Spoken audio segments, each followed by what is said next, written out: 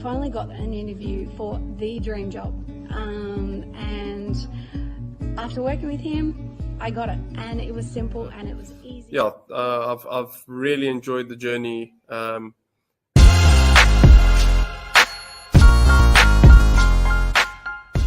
Has it helped? Yes, it absolutely has. It's definitely helped in knowing the market a lot better and knowing how to how to put myself out there. Like, I would never ever have touched my LinkedIn ever. I didn't see LinkedIn as a valuable resource at all. Yes. So in saying that, it already has proven to be. It's really what valuable. I say. I think you guys are great and change people's lives, and it makes a lot of difference.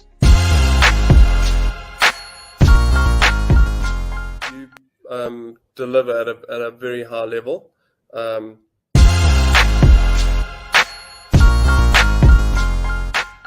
was really enjoyable. You learn a lot. It was really easy going step by step.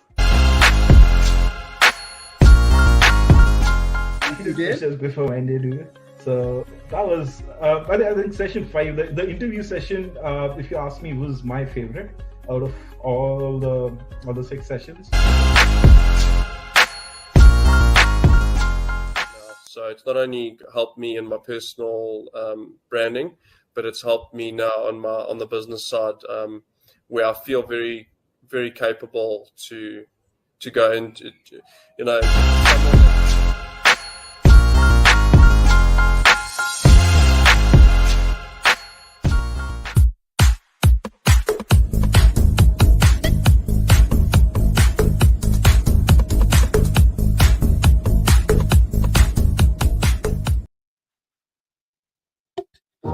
Hey, super legends, superheroes, and megastars, welcome to a special edition of Hot Hire 6 and 7 figure coaches on fire. We are doing 100 mini masterclasses, and I've got some of the world's best coaches on board, and this is day number 2, and it's just been absolutely incredible. We've got so many people that are all working together to raise money for Rett syndrome and Angelman syndrome. So guys, if you are watching, if you're tuned in, we would love it if you could support us and just donate whatever you can.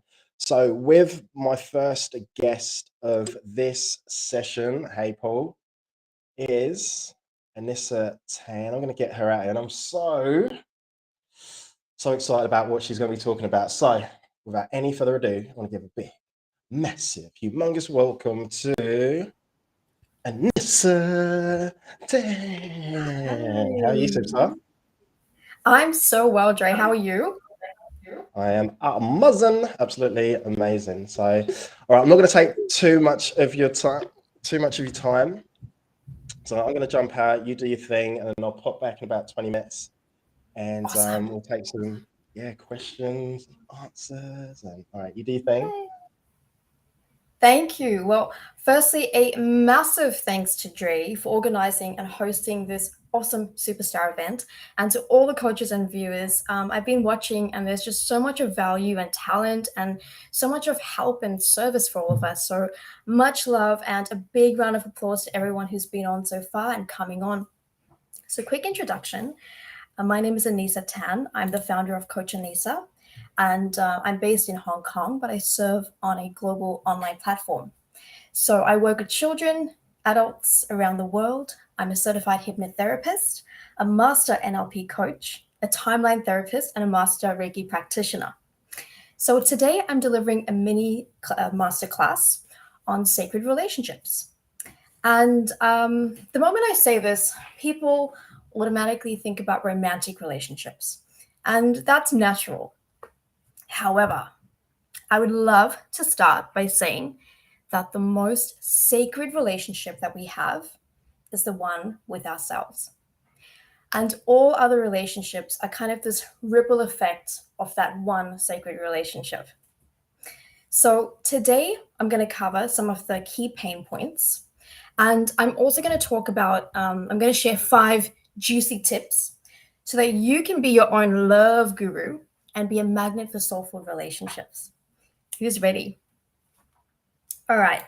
So why Why sacred relationships? Well, I'm talking about this today because over the course of my coaching career and the times that I've guided people through their healing journey, I've started to notice patterns. And I noticed that no matter what's happening in people's lives, whether you're killing it at work or you've got stuff going on and your finances are great or whatever's going on, if your key relationships are suffering, then I find that people can't even find it in them to enjoy that success. So relationships to me are one of those things that can either make everything or break everything. It's that important. And I think it's wonderful that we give relationships that sacredness. So I've met some very successful people on my journey, and when they have relationships that bring them a lot of stress, it can affect them quite badly. So we all know that when those key relationships are suffering, we can have health issues, and they can start to feed into other areas, into work and just all other things in our life. So it is really important to pay attention to our relationships. So other than those things, relationships are also a great source of learning. I call relationships this kind of amazing school where you can come in and it's one place where you learn a lot about yourself. And there's so many opportunities for growth in your relationship. So they can be the greatest source of learning and love. Even though there are complexities, there's so many beautiful things that can come from healthy relationships. Ooh, that's why I love relationships. So I'm going to share some of my success stories. I've worked with hundreds of couples and individuals, and I've helped them to heal from relationship trauma. So whether they're in a current relationship and whether they want to work, with a partner or by themselves, I've also helped people to consciously uncouple. And I find that more and more people want to do this so that they can honor that relationship that they've had, and they can also go through this deep healing before inviting in new relationships. And I also work with twin souls and other soul connections and contracts. So what's the purpose of this? Why am I sharing this with you today? I found that after working with many, many cases, there were 4 real pain points. And maybe some of you can resonate with this as well. So the first one that causes relationship pain is incompatible values. The second one is when there's conflict, so dealing with conflict. And the third one is when people have different goals or ideas of the future. And the fourth one is when what we call deal breakers. So, cheating, abuse, things that are really, really a no-go. And I've worked with so many couples and individuals at different stages that I went on to create a 21-day soulmate attractor program. And this helps to guide people to heal all facets of their relationships from birth, and helps them to approach relationships in a very healthy and confident way. So today, as promised, I'm going to share 5 juicy tips with you and leave you with a very powerful exercise that you can do at home. So firstly, I truly understand the pain and imbalances that relationships that are imbalanced can cause. And on the flip side, I can understand how wonderful and beautiful relationships can be and what they can add to your life. So when I ask people who taught you how to be in a relationship, it really stumps them because it's often a question that we don't think about. So that brings me to juicy tip number 1. When it comes to your relationships, if you're not consciously modeling someone, you are unconsciously modeling someone. And so when I ask my clients this question, we do some deep diving. And we go into each person's timeline, into their personal history and their journey. And we look at their stories. Remember that we're all carrying these stories within us. And then we discover some of the key root causes. And when we do this, people start to really see where their basic ideas come from, how they role model people in relationships. And often we find that it comes from carers or parents or grandparents and even celebrities. So when I did this exercise, for me, it was like the days of our lives, the bold and the beautiful. I know, which sounds hilarious, right? And I'm sure many people in my generation can resonate. But I guess today, who are younger people modeling? Kim, Kanye, who are we modeling? So That's a really good juicy tip to think about. And then I come to juicy tip number 2. We often tend to attract specific people and situations for our own healing. So when we start to see, those patterns that we're carrying and those role models that we're carrying inside, we can see why we start to attract certain people and patterns. We can also see how when we're exposed to unhealthy patterns or toxic patterns, and I'm a bit wary of that word toxic. I feel that it gets quite overused today, but I'll say unhealthy. So when we start to notice those unhealthy patterns that we've been exposed to, we can see how we're attracting certain people and situations so that we can heal that. Some cultures call this karma. Or I'm in Hong Kong at the moment, as I said, and in Hong Kong, there's a belief in the culture that the generation passes on demons, which I know sounds kind of scary, but they say that you pass on your demons to the next generation. And in basic terms, we're passing on those behaviors, those habits onto other people. And so that's juicy tip number 2. We're attracting specific people to heal certain things.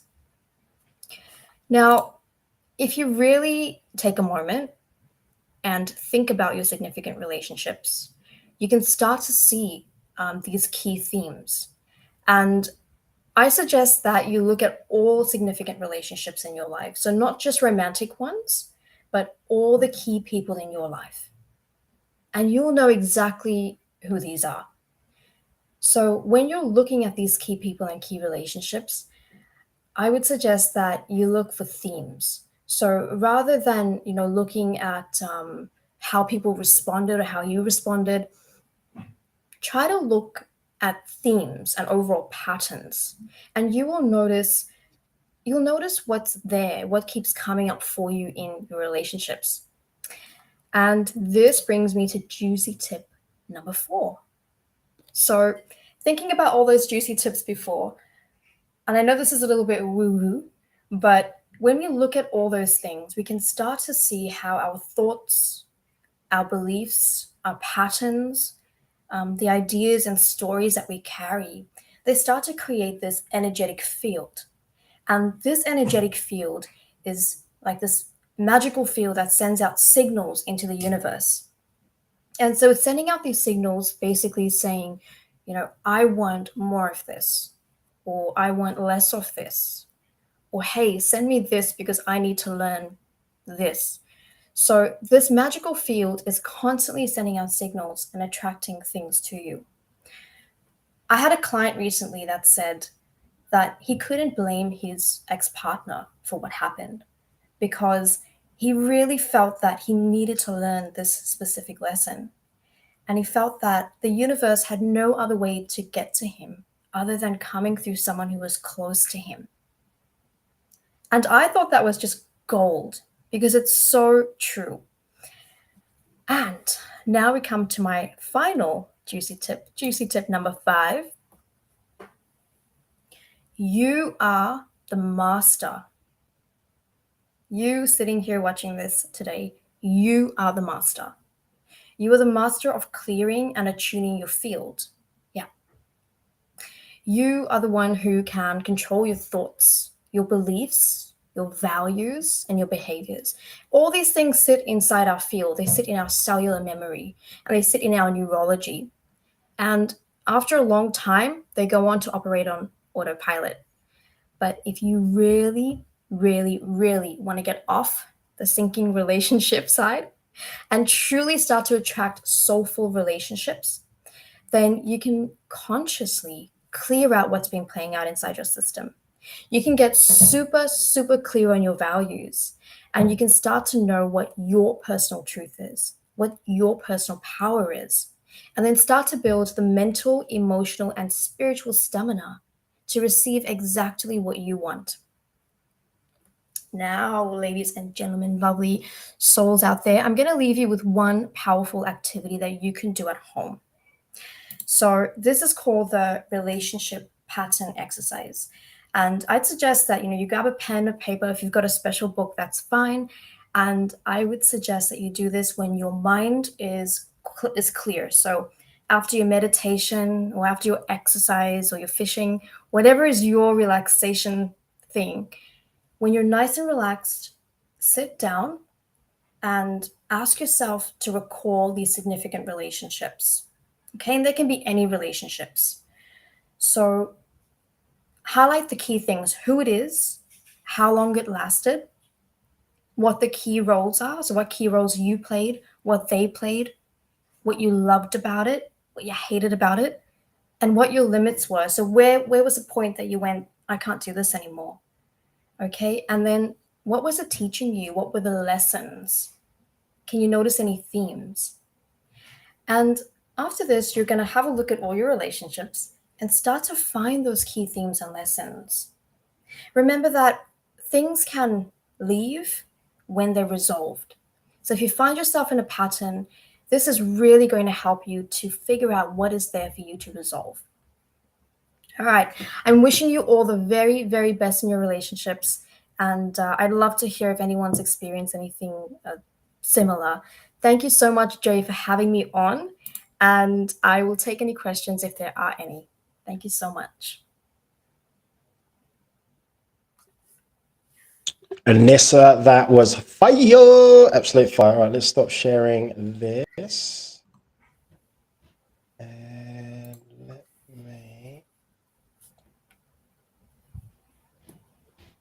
Cool. All right. All right, so there was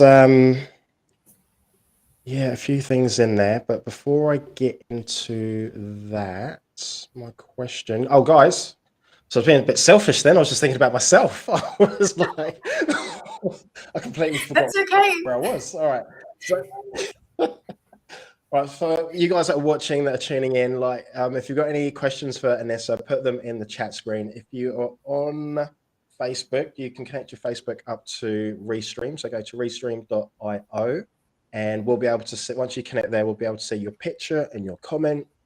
And for those of you that are watching on YouTube and LinkedIn, yeah, ask Anissa some questions on what she's just covered.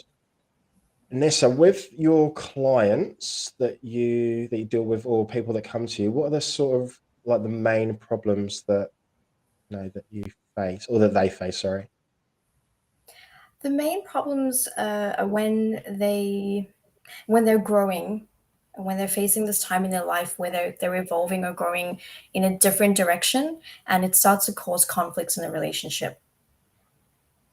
So this is something that I've noticed. So when they're just not sure how to communicate that, they're not sure how to ask for space, and it's usually people that haven't had that practice of expressing themselves in a very healthy way. And so they just don't know how to explain that or how to express it or ask for that space. And that can usually cause a lot of friction in the relationship because one person's not talking and they're pulling away and the other person's just assuming everything. And yeah, that's a really common one that I get. Yeah, I used to, in like my relationships, I used to be like a non-talker. So if we'd have like an argument, I'd be an avoider. So I wouldn't want to like talk, I wouldn't want to do anything and just sort of like walk away. For me, what I've been realizing is that the women that I've been attracting in my life have been very similar to what you're saying, and they've been. It's funny. So I've over the last couple of years like noticed that these women that have had like negative traits of my mum. Wow. Yeah, but then I realized the other day they've actually have like the positive traits. And like for the last couple of years, I've been saying, I don't want anyone like my mum. I don't want anyone to be with anyone like my mum, anyone like my mum. And obviously, if you say, don't think of a pink elephant, then obviously you're going to think of a pink elephant, and that's what you're going to get. So I guess I'm working on it. I'm working on. It's probably a bit of a long journey. So I think my problem was that I didn't believe that I could have it all. So I couldn't have that, that sort of like relationship and then like have a successful business, and that one would have to give. So I guess my question to you is, in your opinion, do you think it's possible for someone to have that relationship and to have it like a really successful, thriving business? That's such a big one, Jay. Like that's really a big one. And you said it perfectly. You know, I didn't believe that I couldn't have it.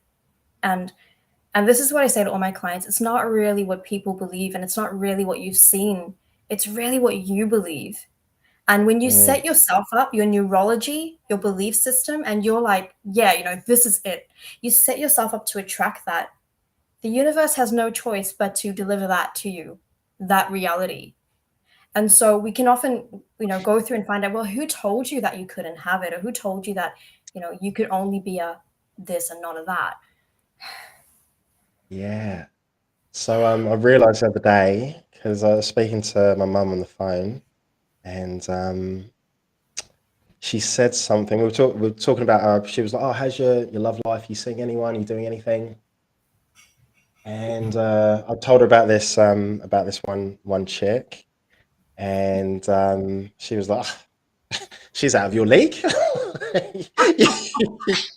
you guys are on completely different levels."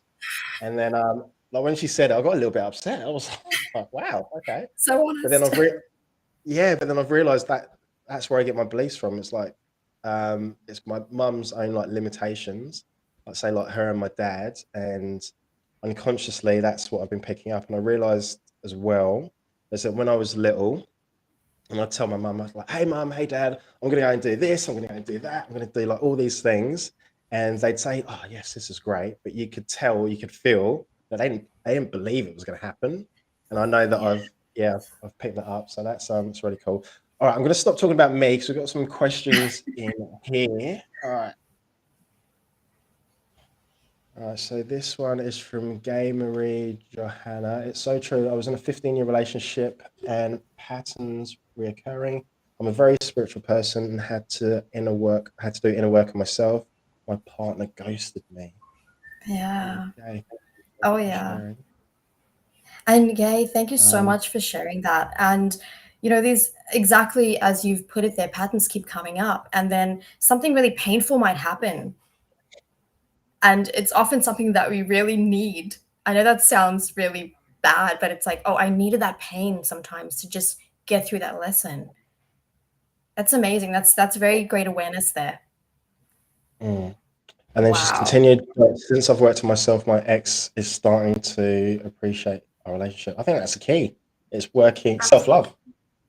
Yeah. Absolutely. That's the most sacred relationship. And when you love yourself, yeah, you can see how people can see that in you. That's amazing awareness and wonderful progress in your journey. That's a beautiful share. Oh, okay. I'm liking this comment here. This one's a good one. Oh, Paul, you're making me blush. You're making me blush. Did I say it's my birthday tomorrow? Did I say that? No? And the next name masterclass will be.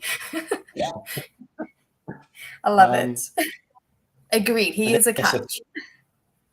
Thank you. And so say if like people are watching, listening, going to watch the replay, how can they get hold of you? And like, do you run any sort of like, you know, workshops, programs, challenges that people can, you know, maybe get a taster or get a feel for you?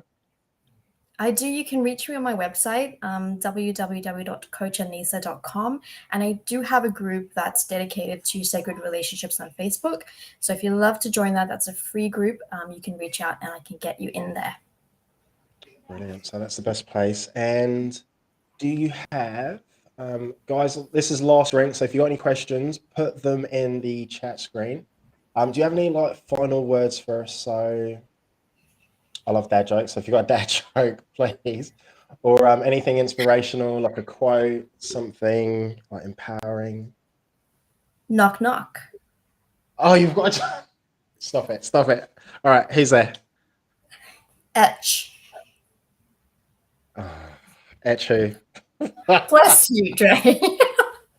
You knew it though. You knew it. Did you hear the groan? Did you hear? I was like, oh. And I had to do it anyway. I was like, oh, okay, here we go. My son hit me with that one last night, and it was the first time I heard it, and I was in stitches. Like, I love corny jokes, and I was like, that's my joke. I am definitely going to repeat that, and I'll probably carry it off as that as my own. You're too intelligent, though. You got it. I didn't. It was funny for me. Anything else? Any last words that you? Rock on, everyone coming on, everyone watching. We're all in this beautiful boat ship thing together. So I love you guys, sending you all the love on your journey. And thank you, Dre, for putting this together. What an amazing, amazing thing for a beautiful cause. Thank you so much. You are an amazing, beautiful soul. So that's all I have to say. Brilliant. Anissa, thank you to you, because when I invited you on, you like straight away like, yeah, hell yeah, yes, 100%. So I love that. I love like the support. I love that you've come on, that you've shared. That was absolute gold. Personally, I'd love to get a copy of the presentation of the some of those things, or I'll definitely reach out to you. And yeah, just like supporting and sharing like your value, like your knowledge. It's just a really special thing. So thank you so much. So welcome. Thank you so much. All right. Catch you soon. See you soon. Bye. See ya. All right, ladies and gentlemen, that was Anissa Tan. What a great way to start off session 3. So we've got 7 minutes until we get RESHMA up in here. And I can see her in the background. She's smiling, she's laughing, she's happy. Guys, I'm just going to play a short video, maybe a couple. And this is the reason why we are here. So I'm going to play a video from Holly, and then I'll play Sophie's video.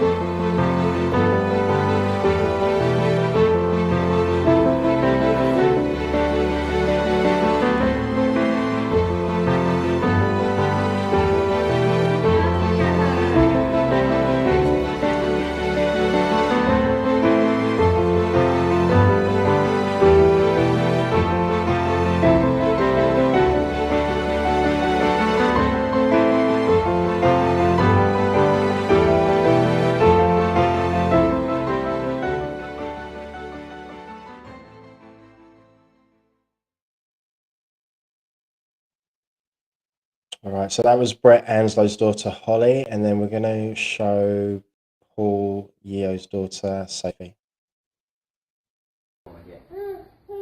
Come on, Sophie.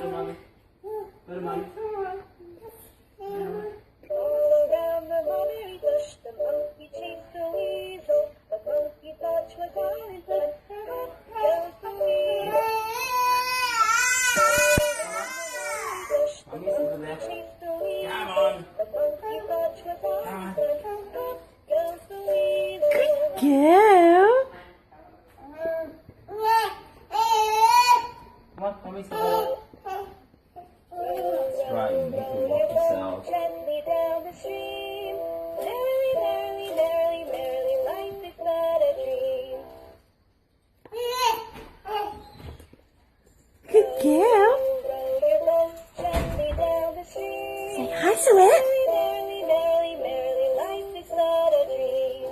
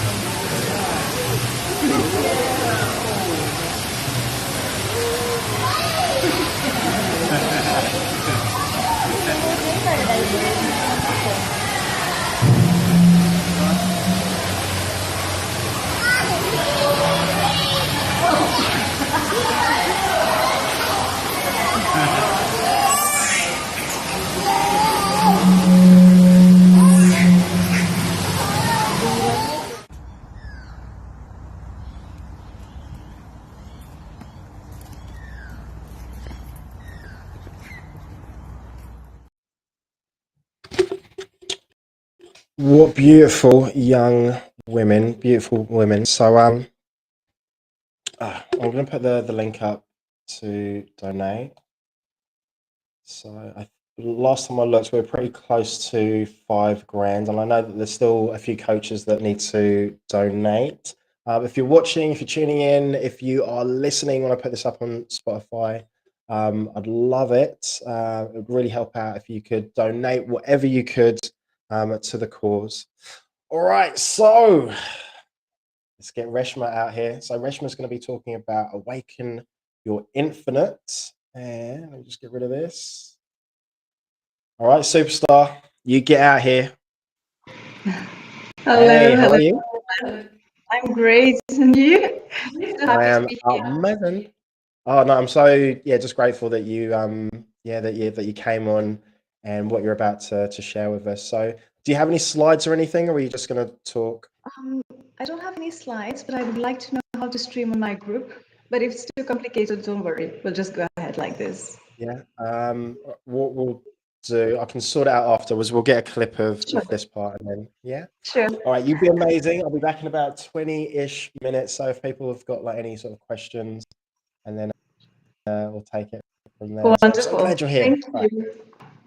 Hello, everyone. I don't know where you're logging in from. I'm from Mauritius, so it's very early morning here. So good morning, good evening, good afternoon from wherever you are.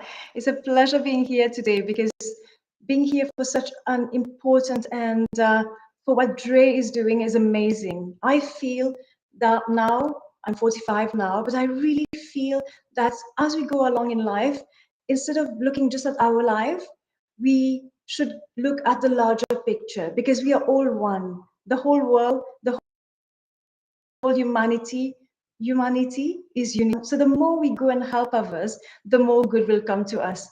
So thank you again, Dre, for this. So what I wanted to share with you is your inner power. I facilitate women to understand what is their inner power within them to help them get into that part of their personality, that part of their reality that they probably didn't know about before. And so many of us have been living from our 5% of our conscious mind. Yes, so the mind is divided into two parts, the conscious side of it and the subconscious side of it.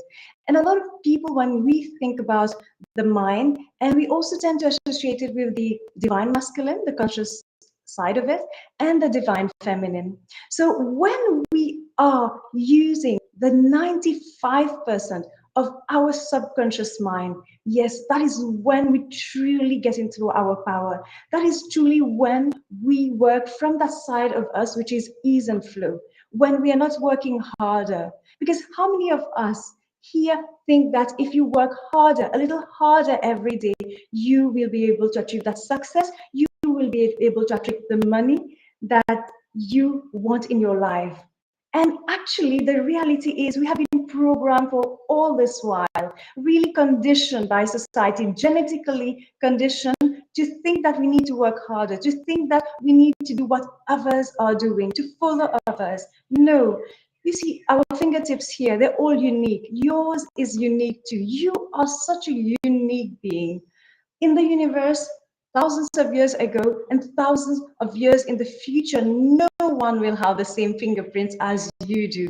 So how unique are you? So how come that you think that you need to follow somebody else to see what the other person has done for you to know how to live your life?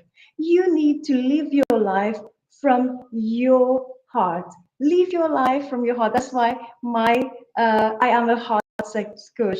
I follow my intuition. I follow my heart. I follow my feelings. What does your heart tell you? Are you happy with what you're doing in your life? Because if you're not, then you're going, my friend, in the wrong direction. Totally wrong direction. If your heart is not happy, just stop there and say, oops, this is not the road for me. I'm following somebody else's path.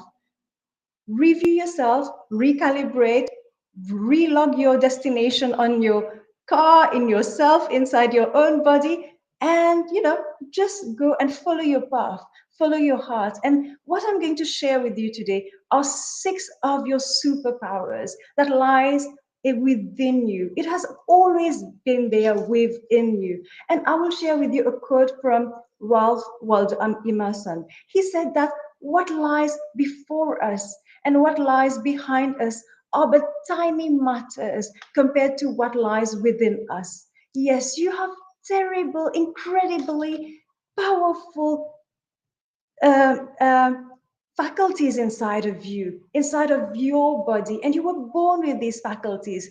It is just lying dormant for the time being. So it's time for you to reawaken this, reactivate these powers. And there are 6 of them. So I will talk today about the imagination, your power of the intuition, thank you, Anisa.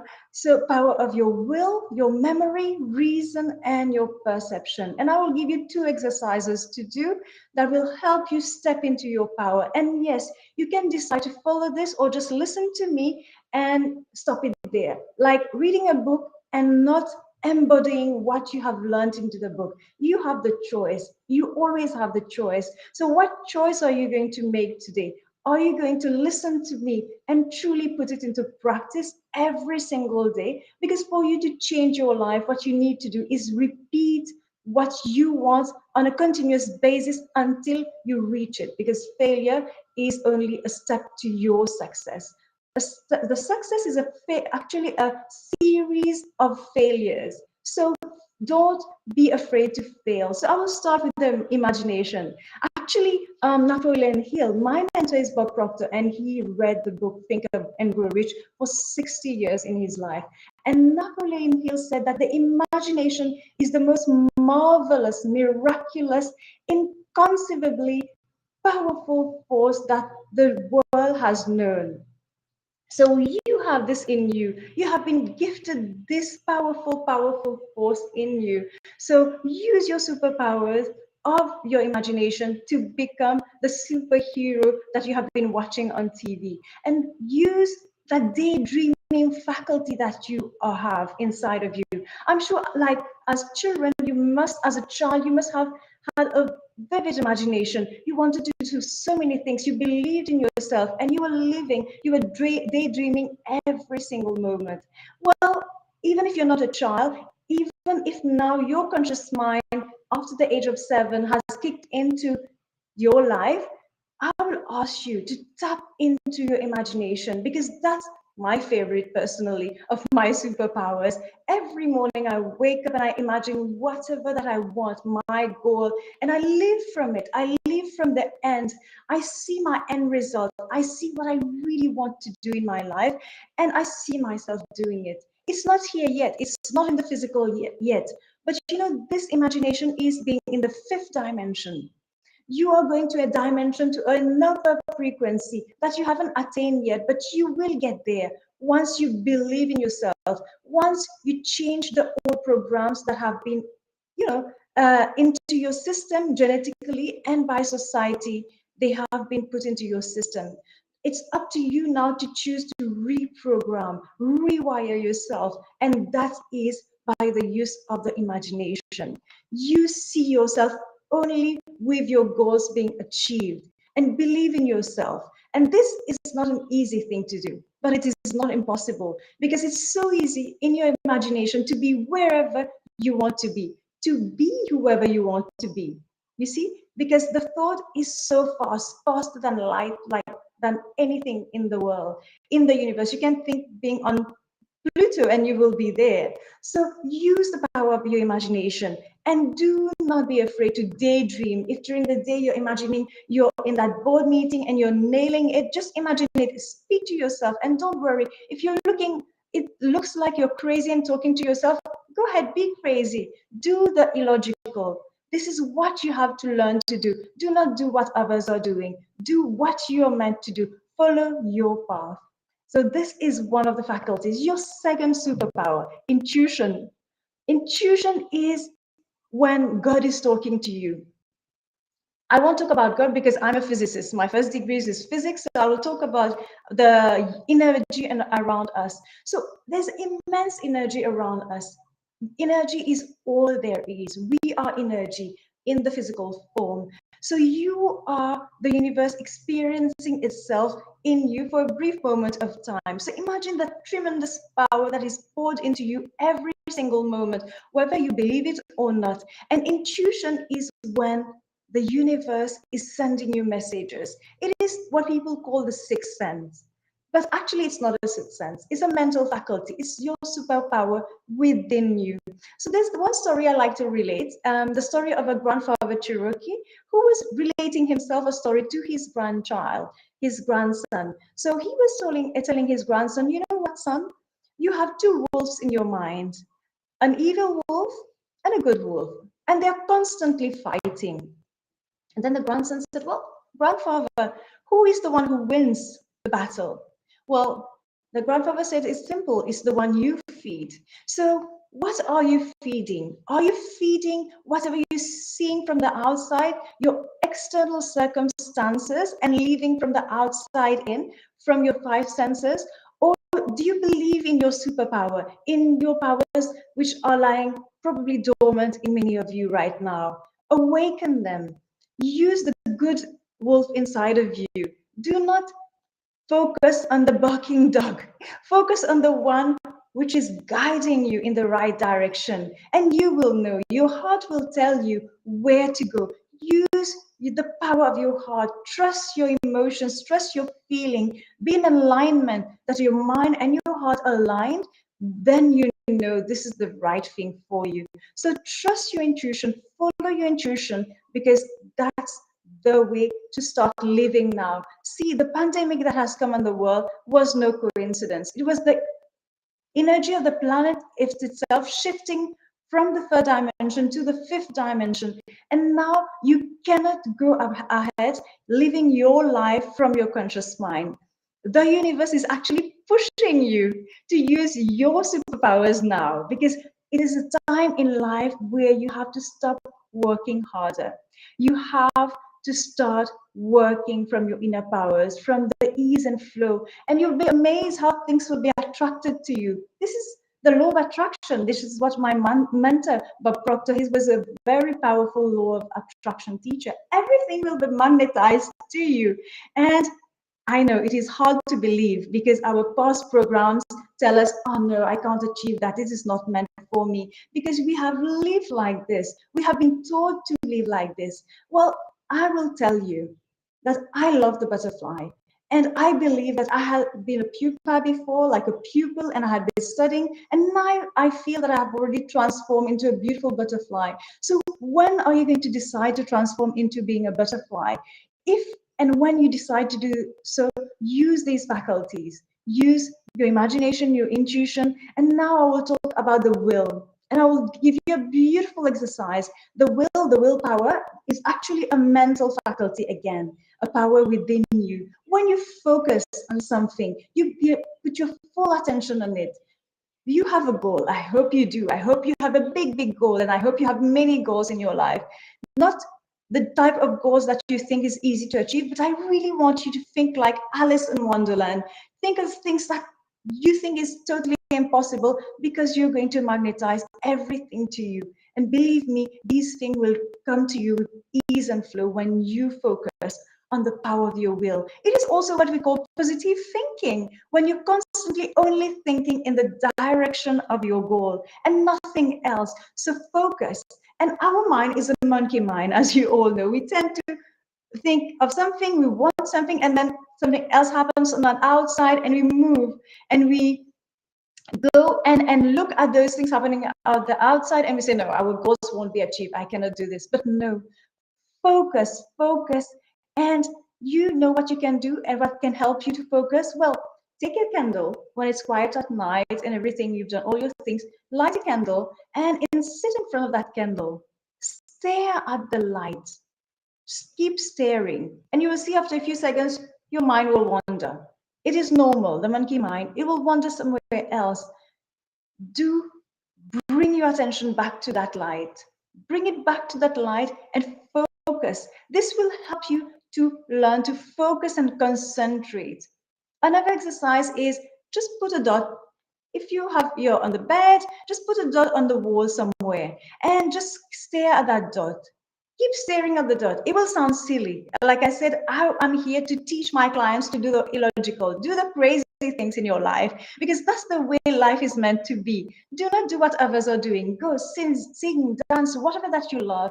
So focus on that dot on the wall and make sure that you concentrate. You are now training your mind to do what you want your mind to do, and not allow your mind to go in the past program, to go into past habits, because by habits, I call it paradigms. Because what are paradigms? They are sets of habitual habits and behaviors that you go to. Your mind will tell you, oh no, just go to bed. Oh no, look at something else. Watch TV, look at your phone. No, focus on the dot. Focus on the light of the candle, because that will help you concentrate. And why concentrate? Because that will help you focus and keep your attention on what you desire in life. Because once you only focus on what you desire, that is when the things that you want will happen to you. And desire big things and believe in them. And if your monkey mind tells you no, it's not true, your past programming, the past patterns, because we have grown with patterns in our life. We say, no, this is not for you, it's too big, it's impossible, nobody has done it before. Well, the first thing that has happened in the world has been finally done by one person. So why not be the first person in the world to do something new? If somebody else hasn't done it before, probably you're the one to do it. Probably you're the one to start it, and you will have people to follow. And so focus, use your will, because your will, and use your imagination and your intuition. Think in images, because the mind is all with thinks in images. So when you have the will and you are focusing on your goal, have a picture of your goal in your mind. If you want, just play a movie of what you want in your mind, and keep willing, keep thinking in of that you want, of that movie you want to be in, the actor and actress and hero heroine that you want to be, the type of movie you want to be in. Just be in that and keep focusing. Put your will there and focus on what you want. So that was the first three. And now the second bit is the memory. So my mentor, Bob Proctor, says that we all have perfect memory. And if we don't memorize something, it's because we never remembered it in the first place. So why am I talking about memory today? It's because many times our memory tends to sabotage us or pull us back. Because what we tend to do is think in the past. Well, I'm, like I told you, a physicist, and I love metaphysics. And there's no such thing as time. Time is simply an illusion that is there. Actually, we can memorize something from the past and even remember something from our future, because everything is happening right here, right now. Everything, your past, your present, and your future. I know it's hard to believe, but everything is happening simultaneously, because we live in parallel universes, different timelines, but all timelines happening simultaneously. We are made to believe, and we think, because our conscious mind restrict us. It's like a game, and makes us think that we're stuck in that game. But life is way more than this game. It is a fun game to enjoy. So what I'm going to tell you is, if you have to think of the past, because it's difficult of you to remember a future for the time being, if you have to remember your past, remember the things that help you grow, because your mind will keep you in survival, will make you remember things from the past to protect you. But we don't need protection anymore. We are not cavemen anymore. We're protected. We have our houses. We're sheltered. We have food. We have everything compared to the cavemen before. That was for the cavemen to remember, okay, I can't go out because there's a fire there, there's danger there, there's a wolf which can attack me, a lion or something like that. We don't live in those times. So those past programs in our bodies, we have to remove them. Use the memory to act for you, because you are the master, and use it to help you to remember things that will help you move forward successfully. Whatever that is, and from the past, that is a bad memory, make peace with it. Forget it, because it's only going to hold you back. It's going to sabotage you and prevent you from moving forward confidently. Be confident, believe in your destiny. Like I said, look at your fingerprints. You are so unique. Believe in yourself and use the memories of your past to go forward using the good ones. But look and remember all your beautiful past memories. There's so many more beautiful memories from your past than bad ones. If you think of it, if you count your blessings, be in gratitude. So remember them and move confidently, because your past is actually, they are lessons for you to learn to be able to grow into the bigger, brighter, powerful version that you are. Believe in yourself. I believe in you. I have had the chance to have people believe in me, and that's why I'm here now. And I believe in you. I know there's tremendous power dormant within you. The power within you, when you find it, you will just keep smiling throughout the day. You'll be like, thank you, God, thank you, universe, thank you, energy, quantum field, whatever you call it, spirit source.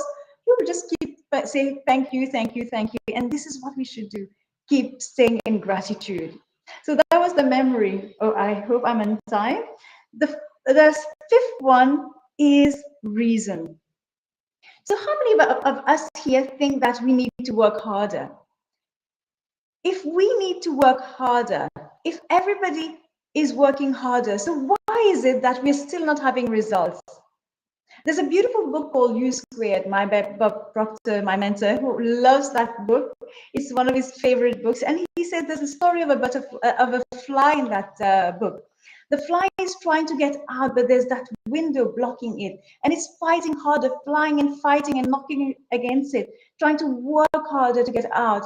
While just 10 feet away, if that fly would have flown for 10 seconds, there was a door to get out. And this is what we do. We keep fighting and working harder, trying the same things and expecting the results to be different. It cannot be. You cannot try the same things and expect different types of results. If you're trying, try something new. If you've tried something and you fail, it means that's not the right thing. So at least the good news is you've tried it and you know it doesn't work. So move on to the next. Do something else. It is only when you do something else in your life, when you're trying something new all the time, you will know whether it works for you or doesn't work for you. So, because you know what? Reason is that mental faculty that separates us from the animal kingdom. This is the only thing that animals don't have, and we have the power to reason, really to see things in a different light. So use your mental faculty, use your superpower. If something hasn't worked, it means it won't work. You want to try it second time, try it. If it doesn't work, move on to the next. Believe there's something else for you. Look at the door which you're opening for you. If one door has closed, it doesn't matter. It means that experience in your life is over. Move on to the next door, because you know what? The reason why we can walk compared to plants, we can move from where we are and move elsewhere, is because if we don't like a situation or a person, we can move away. We can rotate our head and see in other directions. You don't like the direction you're looking at, just change and look at the other direction. Well, it is also a bit like what I'm going to talk about the perception later. But use the reason in your favor, because this is a powerful thing. And here's something that I want to share from the movie, or from the story Alice in Wonderland. The Queen tells Alice, you know what? When I was your age, I used to believe in 5 impossible things every single morning. I used to love to believe in 5 things every single morning. And I know that these things will happen. So just imagine, how will life be for you when you wake up and you're having breakfast and you believe in 5 things that are impossible, that you think is impossible, but that will happen for you. How amazing will that be? And then live throughout the day with that vibration, that high vibration, that, wow, there are 5 impossible things, but then the universe will show me the way to get there. The power, the quantum field, the energy around me, which is also flowing to and through me all the time, which is coming from my heart as well. It's an incredible power, will show me the way when I believe in myself, when I believe that impossible can become possible. Because what is impossible? Impossible is I'm possible. You are possible. So coming to the last and final one, I see I'm on time. The power of your perception.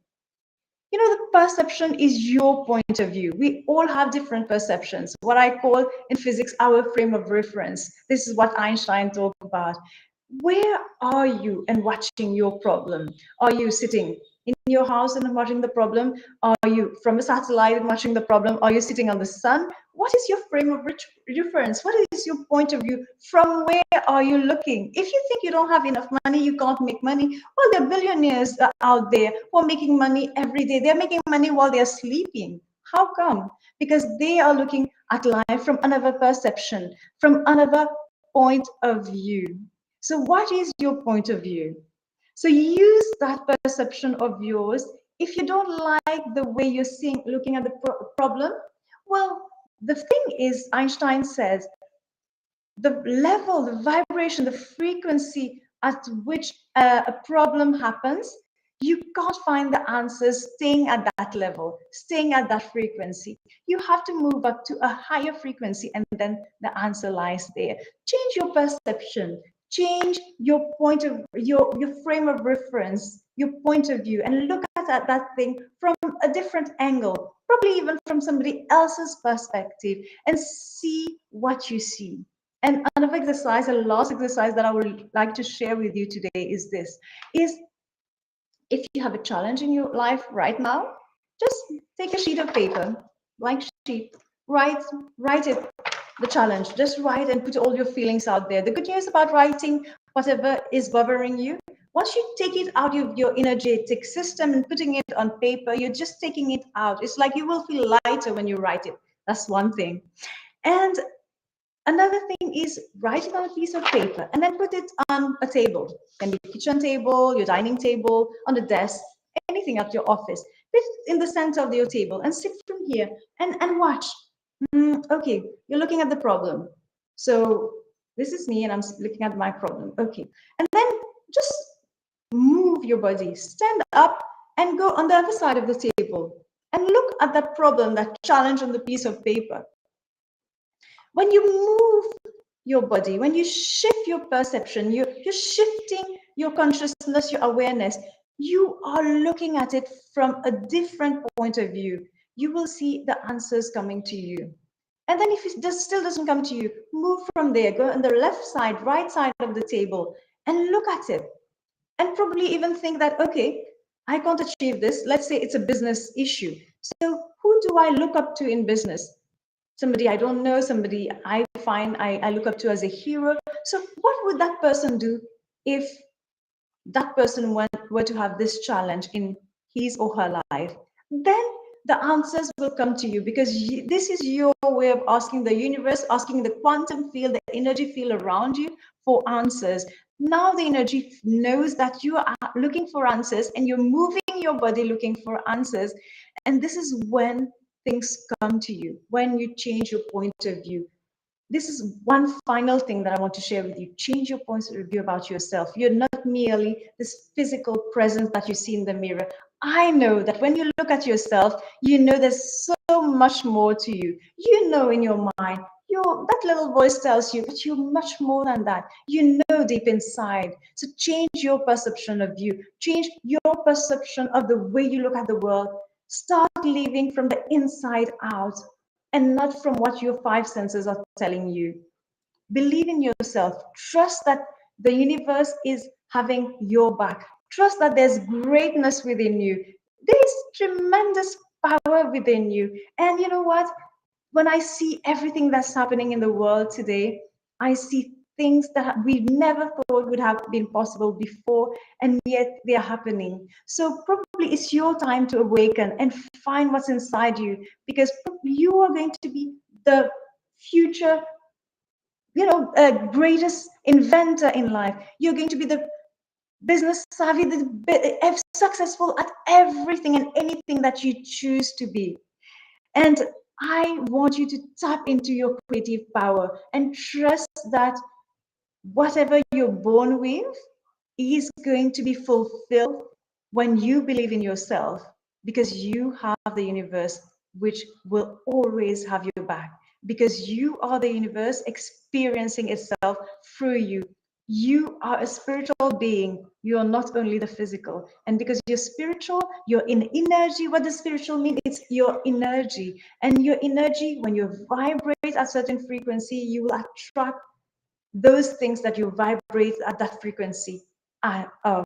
So believe in yourself, vibrate higher, use your 6 mental faculties, and after this, you can decide. You have the choice to decide whether you're going to use your superpowers and turn your life around, or whether you want to carry on and live the way that you have always been taught how to live by society, or genetically, or brought up by your parents. Or would you decide to transform into that beautiful butterfly that you were meant to always be, and probably even higher, soar that like an eagle, trust your destiny? So believe in yourself. I believe in you, and I'm right here if you need me. And I've seen this in my life. I've read a lot of books. I've followed a lot of sessions. And the thing is, I've always felt that there was something missing. And when I met my mentor, Bob Proctor, I realized I needed a guide in my life. I needed a mentor. That was what was missing, because I had all this information. We live in this world of knowledge where everything is here, and everything is here. We have too much knowledge, actually, just type at the fingertip and everything just flows to us on the internet. Well, know that you are connected to the internet of the universe. You can download anything you want at any time. But then you need a sense of direction. And if you want to have somebody to hold your hands, to guide you in your journey, to accompany you in your journey, assist in your journey, I'll be glad to do that. Really, I look forward to talking to you soon. And if you want to connect with me, I'm on Facebook. This is the place where I prefer connecting. My name, RESHMA BAICHOO. Otherwise, I've got a free Facebook group called Conquer Your Success. And just send me a message, and I love to connect with you. And I also offer a half-an-hour free session with whoever would like to. But before ending, I would like to tell you one thing. You're much greater than what you are. So don't look at you only from your life. Look what you can do for the world. What Dre is doing is amazing. What he's doing for his colleagues is really amazing. See the greater side of you, you can do for others. That is when your life will be more successful that you think about it. Am I on time, Dre? Reshma, that was incredible, like just so empowering. And I'm going to sneak in a question. So we're just waiting for Alessandra to come in. So my question is, so you mentioned about, so for me, like me working hard, so I'd see my parents work hard. So I feel that, yeah, I'm going to say that I still feel that if I'm not working hard, you know, doing lots of things, to me, in my head, that's me working hard. However, like you mentioned today, it's not about working hard, because like, you know, rich people, they make their money work for them. And yeah, lots of people said, if you fall into like alignment, if everything's, you know, going your way. So yeah, I guess my question is, how do I guess change my sort of mindset that I don't have to sort of physically, you know, be working like all hours of the night to you know, to get my dreams, if that makes sense. Did that make sense? Yes, it does. You know, at one point of time, if you keep letting the thoughts come to you, that is when you will feel overwhelmed. You feel the overwhelm. I mean, like, I'm not working hard enough. It's very important, because your mind is like the ocean. For it, if it has waves all over, you won't be able to create in your mind what you truly want. You need to have that peace, that calm, you know, like a lake where the water is very calm. Then you reflect the light from above, from the sky. So you need to know that for you to start acting from ease and flow, you have to first calm your mind. Trust your destiny. And when you calm your mind, that is when your intuition speaks to you. It's like when the universe is speaking to you. Then the messages from the universe will show you, will guide you. You will get messages. People will come in your life and show you which way to go. You will watch a movie and the messages will come to you. You will see a billboard while driving, and you know, an intuitive message will come to you and lead you in the direction of where you want to go. Trust that power inside of you. And that's why I say live from the inside, because you have worked so hard. I'm not saying you haven't seen results, but they have gone up incrementally. It's time for you to use your power to move in quantum leaps. It's like you're taking an elevator which is going at rocket speed. Stop taking the bike, stop walking. You're meant to Yes. fly, Yeah. you know? You're meant to fly. You were never, but when you were born, people made you think. Even your parents didn't know. They were programmed to think that we need to walk. Never. We are inconceivably, like, we know so magical beings. We are super powerful beings. And like superheroes, they fly. You're meant to fly, Dre. So believe in yourself and stay calm. If you can meditate, or if you, what's meditation at the end of the day? Connecting with your true self. So take 5 minutes per day, not more than 5. In the morning, you wake up 5 minutes earlier and just ask the universe, like speak out loud and say, universe, what do you want me to experience and how do you want me to get there? And keep asking that question every hour of the day, every time. And you will be impressed and amazed how the answers come to you with ease and I flow. love that. Yeah. I love that. All right, so we're still waiting. Have you got time for like maybe a couple more questions? Sure. Right. Yes, I do. Hey, people watching on the different platforms, yeah, please feel free to ask Reshma a question. Don't be shy, because otherwise I'm just gonna ask loads of questions myself.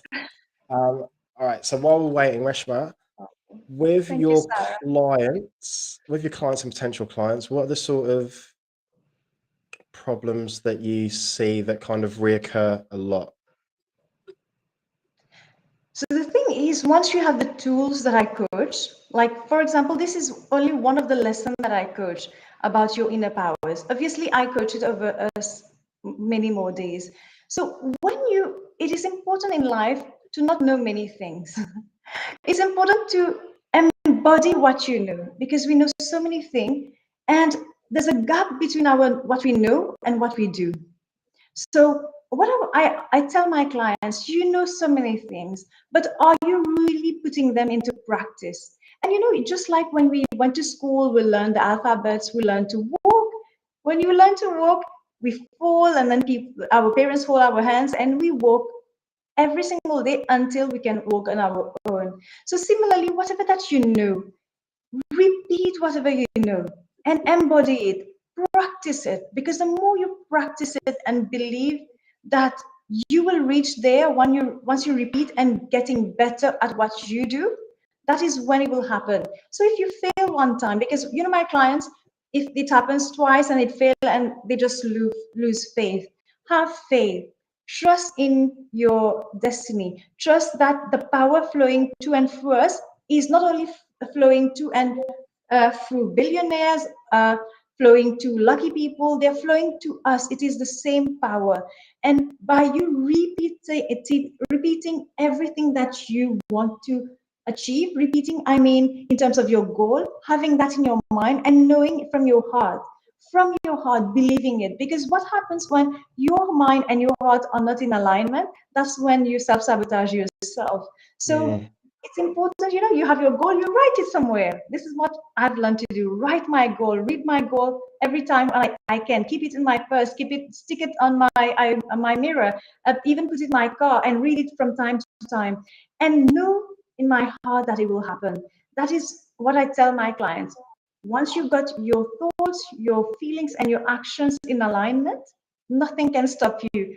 You are born unstoppable. So there's nothing that can stop you but you yourself. So know that and see how you're thinking during the day, how you're feeling during the day. Are you thinking about what you want? Are you feeling good about what you want? Or are you sabotaging yourself? If you just do that during the day, check your thoughts, watch every detail that is coming to you, and accept those thoughts that are in line with your goals, and just reject. You have the power to reject. And even better, write what you don't like on a piece of paper and burn that paper. Just get rid of it from your life. Just take it out, burn it, and you will feel so good about this. And then only the good will remain. Reshma, so much gold, so much gold. So Elisandra's having some problems. So while she's doing that, I'm going to sneak in another question, Of if that's course, okay. go ahead. I'm happy to help. Yes. All right. So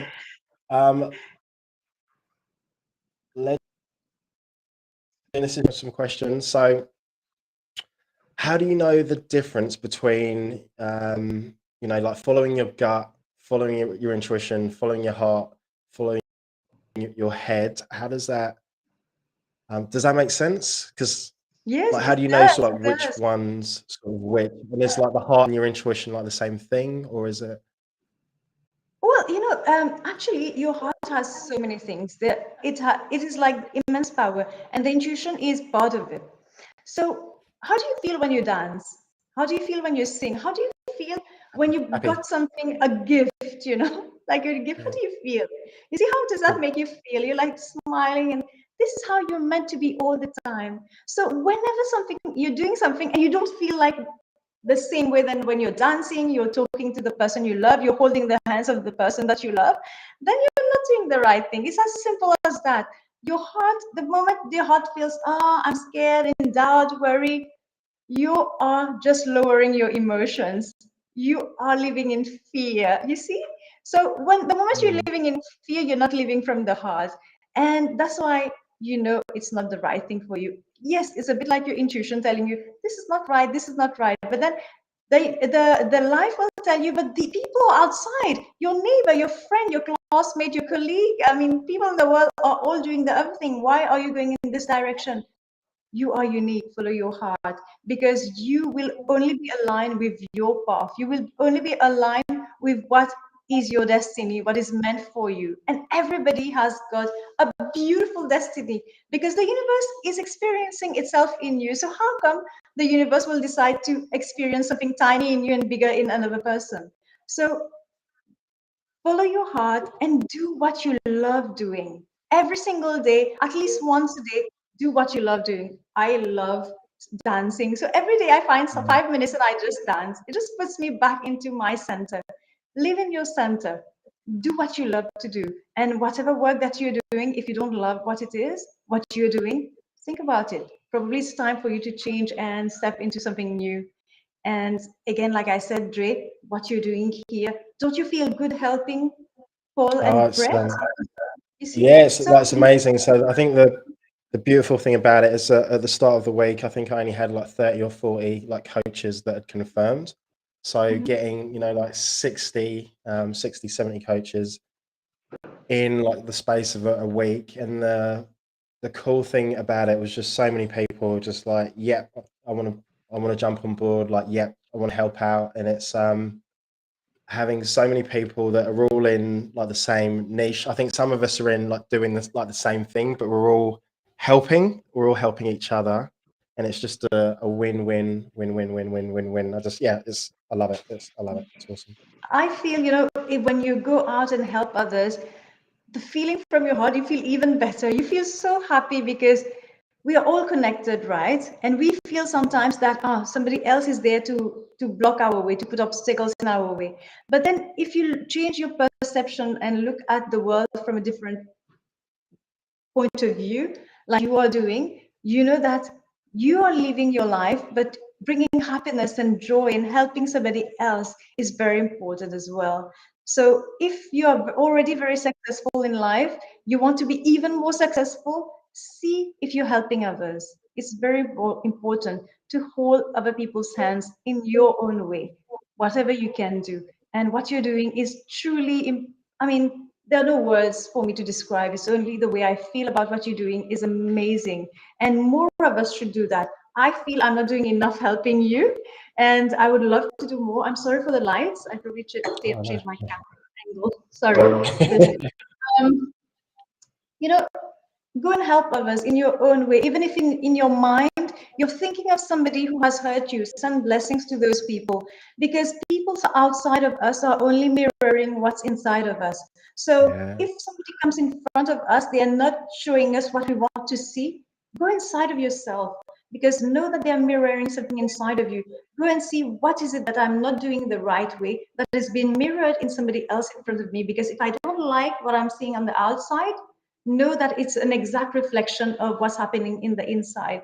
Check your thoughts, check your feelings, check yourself, and see how you're feeling. Everything just comes to you, because that heart energy, is magnetic. This is what magnetizes everything in this quantum field to you. And what you're doing, Dre, the blessings that are going to come to you, you won't even imagine. You will just keep smiling when they come. And I'm sure they're already coming. Yeah, thank you. You've just been amazing. Have you got a few more minutes? So I won't. Yes, I'm here. I'm here. Yeah. All right, legends. If you've got any questions for Reshma, yeah, please let us know. All right, I'm just gonna go through some of these. All right, Facebook user. I can't see who you are, like your name.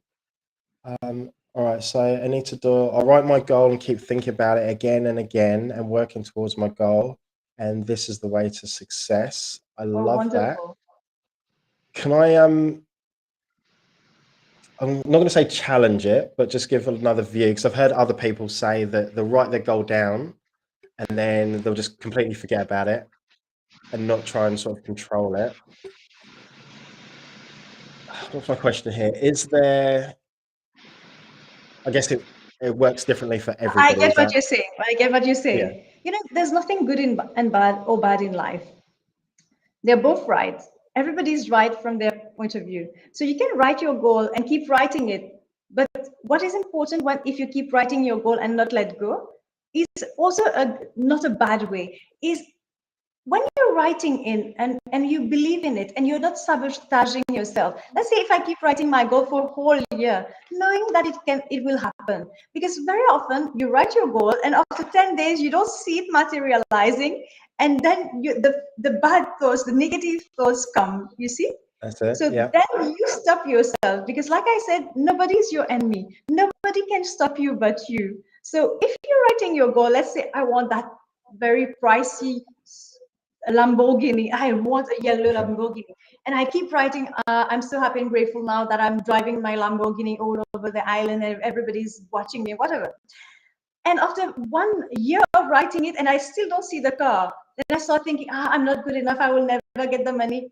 Then you are sabotaging yourself. But it's after a year, you're still writing the same goal and you're still happy and you feel that you are in that Lamborghini. Then yes, then it's a good thing. Keep writing. But it's also good to write and let go, because writing and let go, like I said, both are right. It depends what works for you. Writing and let go is, I write, I want a car today, and tomorrow I want to write, I'm the best coach in the Indian Ocean. And then I let go of that, knowing that the universe will send it to me. Because actually what you're doing is planting a seed in your mind.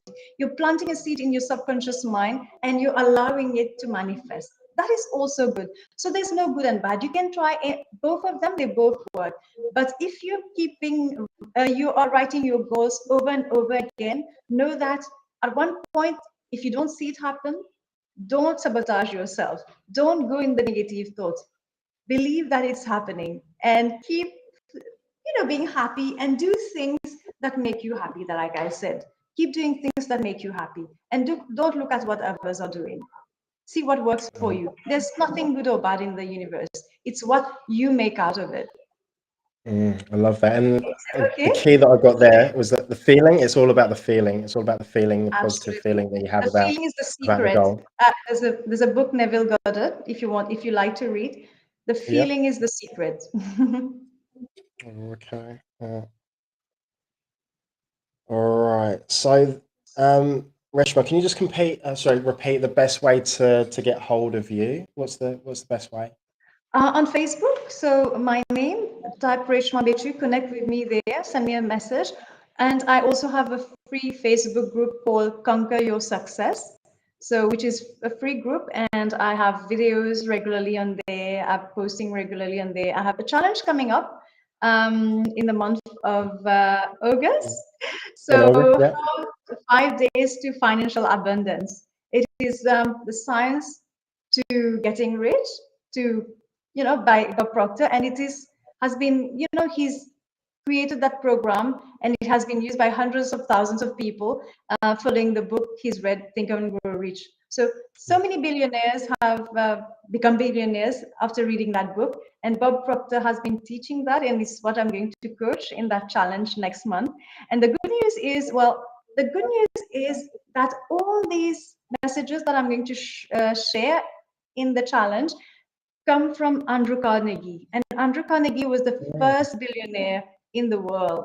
So all these priceless treasures shared by Andrew Carnegie and Napoleon Hill, who to help you become the better, brighter, richest version of you. That's So awesome. if you want, So yeah, I'll see if I can jump in on that. So do you have dates and concrete dates yet, or?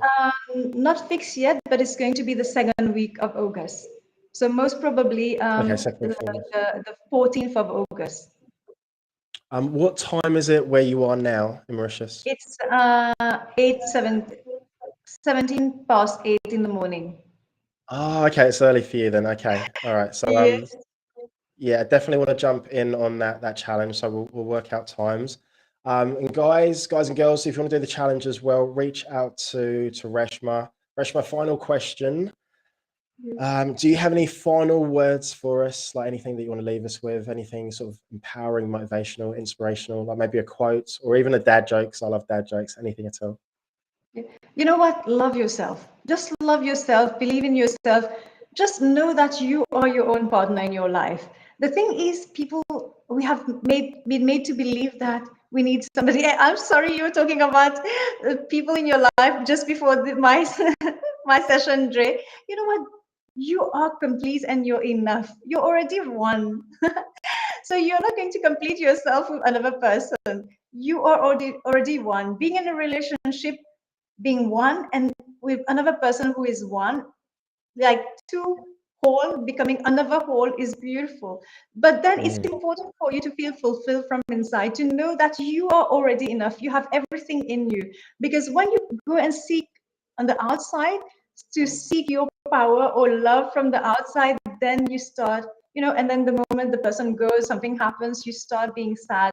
Just know, give yourself plenty of love. You have so much love within you, so much love. You just need to know how to get it outside of you.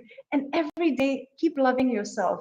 Because when you love yourself, then you won't have to go and look for somebody to love you. Everybody will fall in love with you. So love yourself, believe in yourself, do things that you love. Everything is about love. From the heart, from your feelings, just focus on that. And if you have stopped doing what you love doing in your life, go back to being that child. Go back to the 5-year-old you and think of the things that you like. Think of the things you like to do, even the food you like to eat, people you love to speak to, movies that you love to watch. I love Superman, and I keep watching the movie. I used to watch the movie again. I don't know if I can share this, something personal. Yeah. I love Superman, and I always thought as a teenager that I would love to have a boyfriend who will just, fly me, hold me in his arms and fly me all over the world. And Mauritius is a small country. Back then, it was not so developed, and I was used to think, "You're crazy. How can you think of this? Somebody who will, carry you like Superman and make you discover the world." Until I met my husband, who is a pilot. He flies, and it was like, oh my God, the power of the law of attraction. It's amazing. I wanted it too much. So fall in love with what you want. Because when you fall in love with what you want, you raise your vibration and the impossible becomes possible. And you know what, Dre? The better thing is that when you truly believe in your dreams, really believe in your goal and know that it will happen and fall in love with that, it comes in a better way than you have thought about. Imagine if I truly had Superman in my life. He would have carried me. I wouldn't have been able to bring suitcases with shopping. I wouldn't have been able to enjoy, comfort of sitting in a business class or first class. But now I can, I don't have to feel the pressure or the air or the cold if I had been in Superman's arms. So when you believe and you fall in love with what you want, the way it comes to you is even better than how you have thought about it. And I just love my life and I love myself and I want people to feel what I feel. When when you will embody it, when you will experience it, you will know how beautiful life is and how much you are loved by the universe. So keep loving yourself. You're such a beautiful being. You're an amazing being. You all are unique. You are loved. You're really loved and protected by the universe. There's so much greatness within you. You're a powerhouse. So stop being a victim. Go and be a hero now. Write your story. Start writing. Be a writer. Write your story. Tell people about your dreams. Go out there and say it, and you will see. The more you speak about it, the more you write it, the more you live in that. See how easily, with ease and flow, it comes to you using your superpowers. I love that. I love that. I love that so much. One more question. So, Anita Doyle has said, "When I change, the world changes." Could you explain? Could you please explain more? Yes, yes, I love this because Wayne Dyer, oh my God. I keep saying that, and I'm happy you said share a quote. Well, from Wayne Dyer, when you change the way you look at something, that thing changes. It happens to me so many times. You change your perception. And I like to believe, personally, I live from the point of view that I'm wrong and everybody else is right. And so when I say I'm wrong and everybody else is right, then I open my mind to see and look at things differently. So instead of saying things are happening to me, the world is happening to me, all the bad things are happening to me, I say these things are happening for me. Everything is really happening for you. When the obstacles come in my way now, I'm like, oh my God, a promotion is going to come. It's like a game, a video game. I watch my boys. I've got 3 kids. 2 of them are constantly on the PlayStation.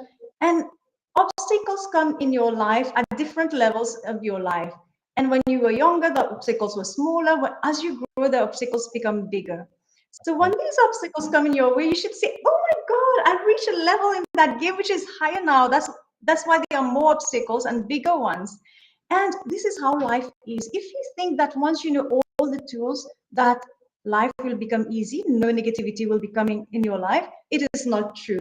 The negative will come because by the laws of the universe is governed by different laws, 7 laws actually. One of them is the law of what, of course, of an effect, everybody knows, but also the law of polarity. Another law is the law of polarity. So if there's positive, obviously the negative is going to be there, like night and day, black and white, etc. So do not think that once you know the tools, you know how to master things, that negative won't come, that the obstacles won't come. They will come because actually they are like exams in your life. They are tests in your life that are coming for you to show you that, wow, whoever that you are, these tests are coming to show you that you have finished learning something, you've finished being a pupil. It's time for you to sit for your exam, pass it, and move to the next level. So when you change the way you look at things, they change. When you change the way you look at the challenges in your life, you change the way you look at the experiences and obstacles and the negative things that you think is negative coming in your life. You say, oh God, it's happening for me to grow, for me to learn a lesson. And if you don't learn the lesson, if you don't take that exam, you won't be able to go to the next level. So the problem will come back to you over and over again. So many times you say, why am I going through the same challenge all the time? Well, it's because you refuse to take the exam. Take the exam and see the gift, see the certificate, see the reward after this. And you will be amazed and you will want to see the obstacle. For me now, I look forward to see challenges in my life. And if there's no challenge, I'm like, uh-oh, I need to move faster for the next challenge, because what I do now, I use the obstacles on my way to step on them to go higher. I love flying, like, so for me, going higher and higher is the thing in my life. So I use the obstacles in my life to go higher. And this is what I wish for you to know that all the challenges coming your way are there to help you. The moment you change your belief, you change your old program, you set new programs in your system saying that, okay, everything coming to me is happening for me, then you will start looking at the problem from another point of view. Change your perception and remember these 6 higher mental faculties that you have: the imagination, the intuition, note it down, the will, the memory, the reason, the perception. These will genuinely guide you, go very far in your life. Use what you know to your advantage. Do not try to get to know too many things. Use and act from what you know. Once you embody what you want, everything will come to you. Is that okay? That was perfect. Just a great way to finish. So I want to say a huge, massive thank you for you. You've basically been on for an hour. So Alessandra wasn't able to get on. So thank you for your time. Thank you for the value that you've offered. You're just an amazing, beautiful soul, and just an incredible human. And what you've shared today is just fire, absolute gold, absolute gold. And thank you for being We are part of all this amazing. and all the You're all support and amazing, and everything. thanks for what you're doing. I wish I could do as much as you're doing. It's amazing, and let me wish you happy birthday in advance for sure. And I know the universe is going to send you an exceptional gift this year. I don't know what it is, but when you get it, let us know. I will Happy definitely. birthday. Thank you, Reshma. You take care. We'll speak soon. Bye to you all. Keep believing in yourself and in your powers. Bye. Bye. All right, that was Reshma. That was incredible session. And next up we have Evelyn. I can see her in the background, so we're going to bring Evelyn out. Yep, because it is time. All right, Evelyn, welcome to the stage. Hi. Hey, how are you, girl? I'm good. How are you good? doing? I am amazing, absolutely amazing. So, I take it you don't need a slideshow or anything. You're just going to talk.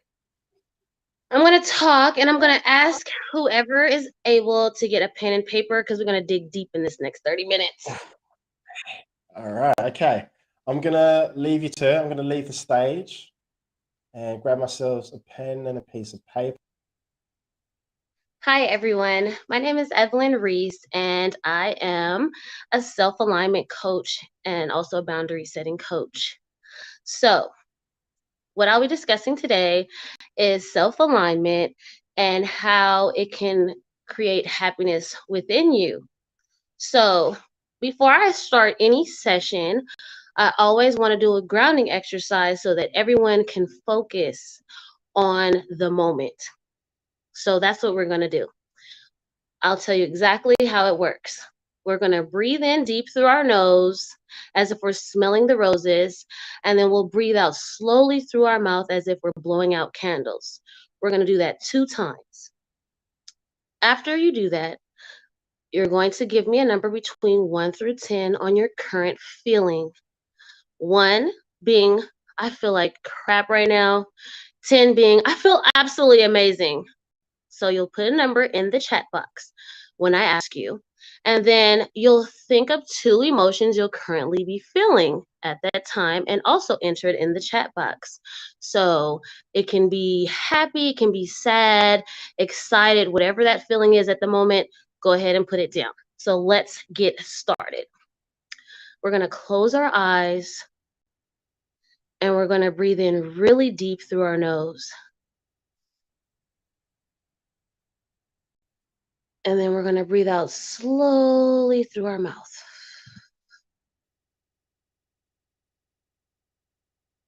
And we'll take another deep breath in through our nose.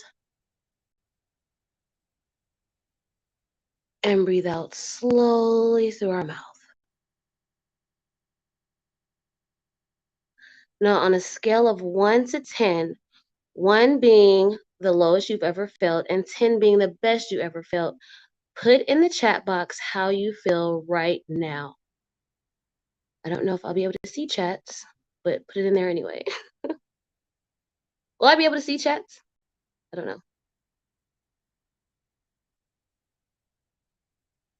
Can I see? I don't see any messages.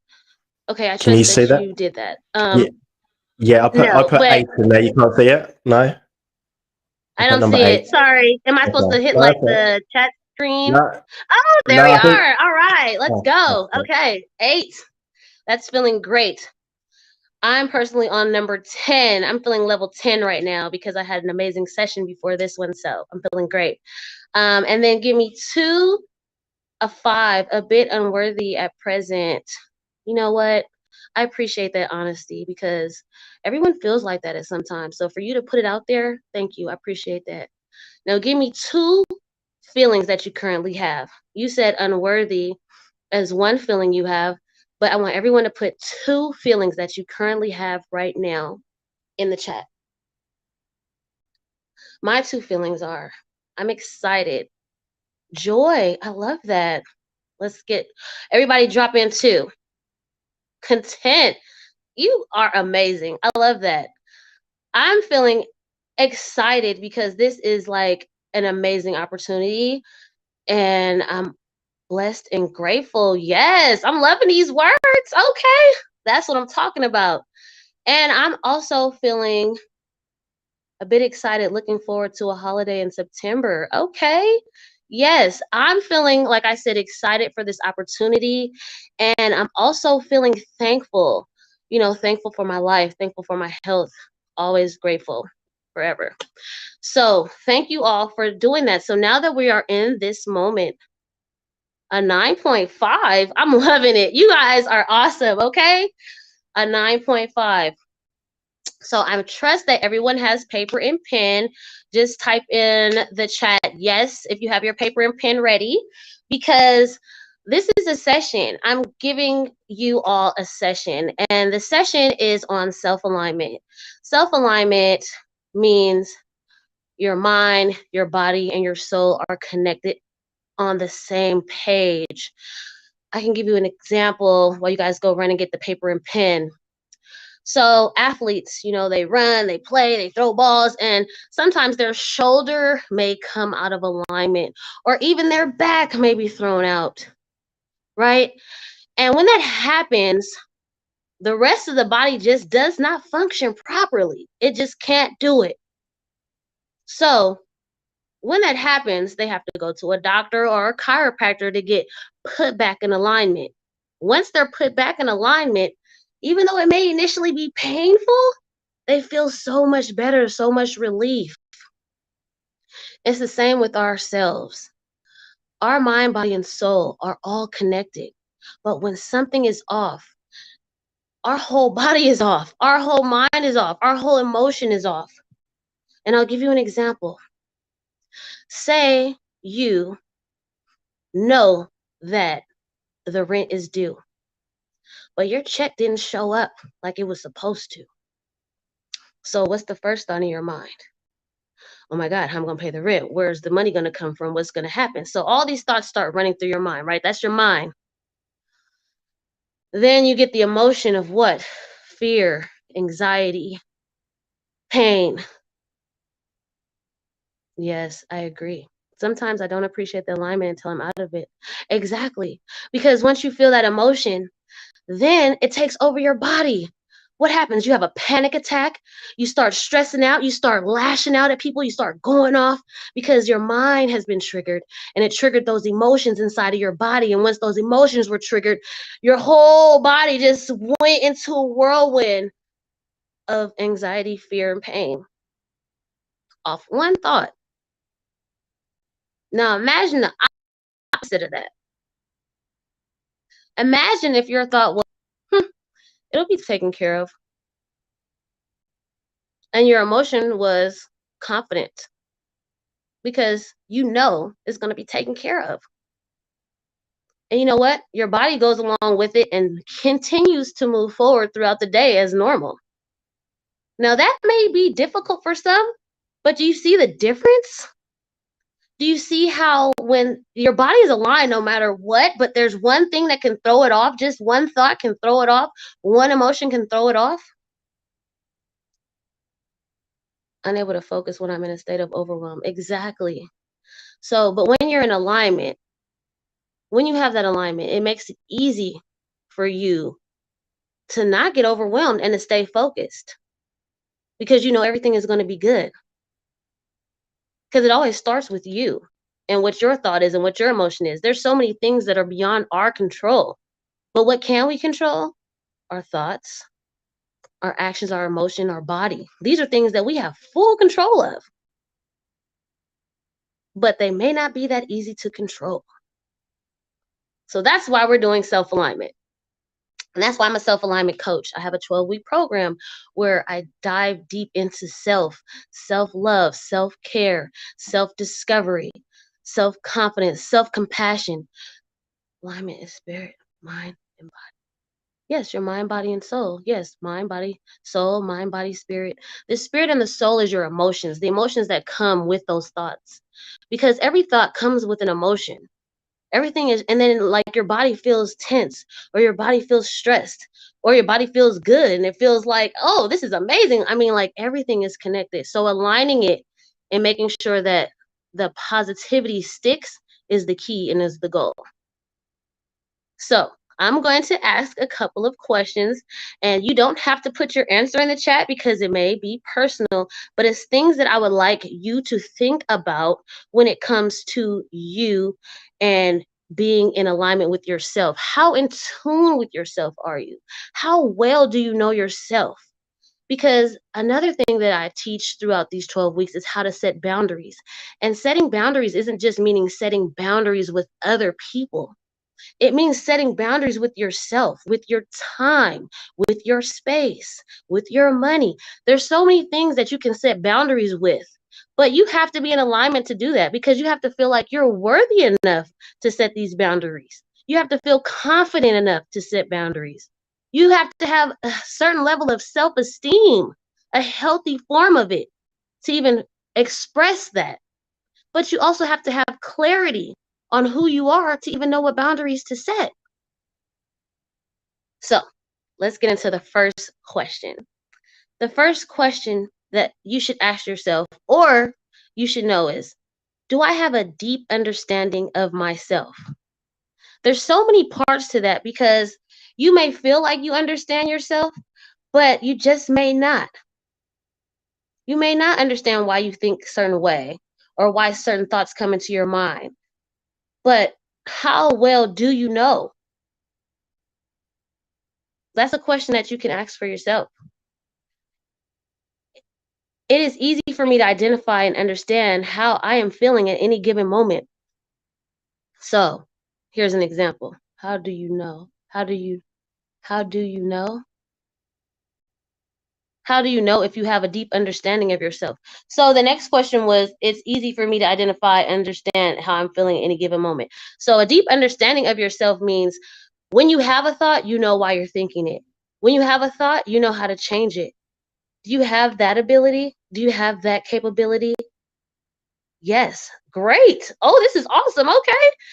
So if you're able to know that, sometimes people say they have anger management issues. So some of my clients, they have anger issues. But do you know the reason that you're getting angry? What is the reason? What is the purpose of the anger? What is it there for? Are you scared of something? Are you fearful of something? Are you upset with someone? Or are you upset with yourself? Those type of questions. Are you able to really check in with yourself? Are you capable of doing that? Even when you feel agitated, when you're upset. Because see, that's the hardest time to check in with yourself, is when you're feeling upset or angry or sad. It's hard to check in with yourself because it's so much emotion. But can you sift through that emotion and find out what the real reason is? So that's another question that I was going to have you guys write down. Another one is, I am often surprised by how little I understand myself. I try not to judge myself. A lot of people are so stuck on being perfect that they don't really realize how good they are, judging every single second of their life. Every single moment of their life, they're judging.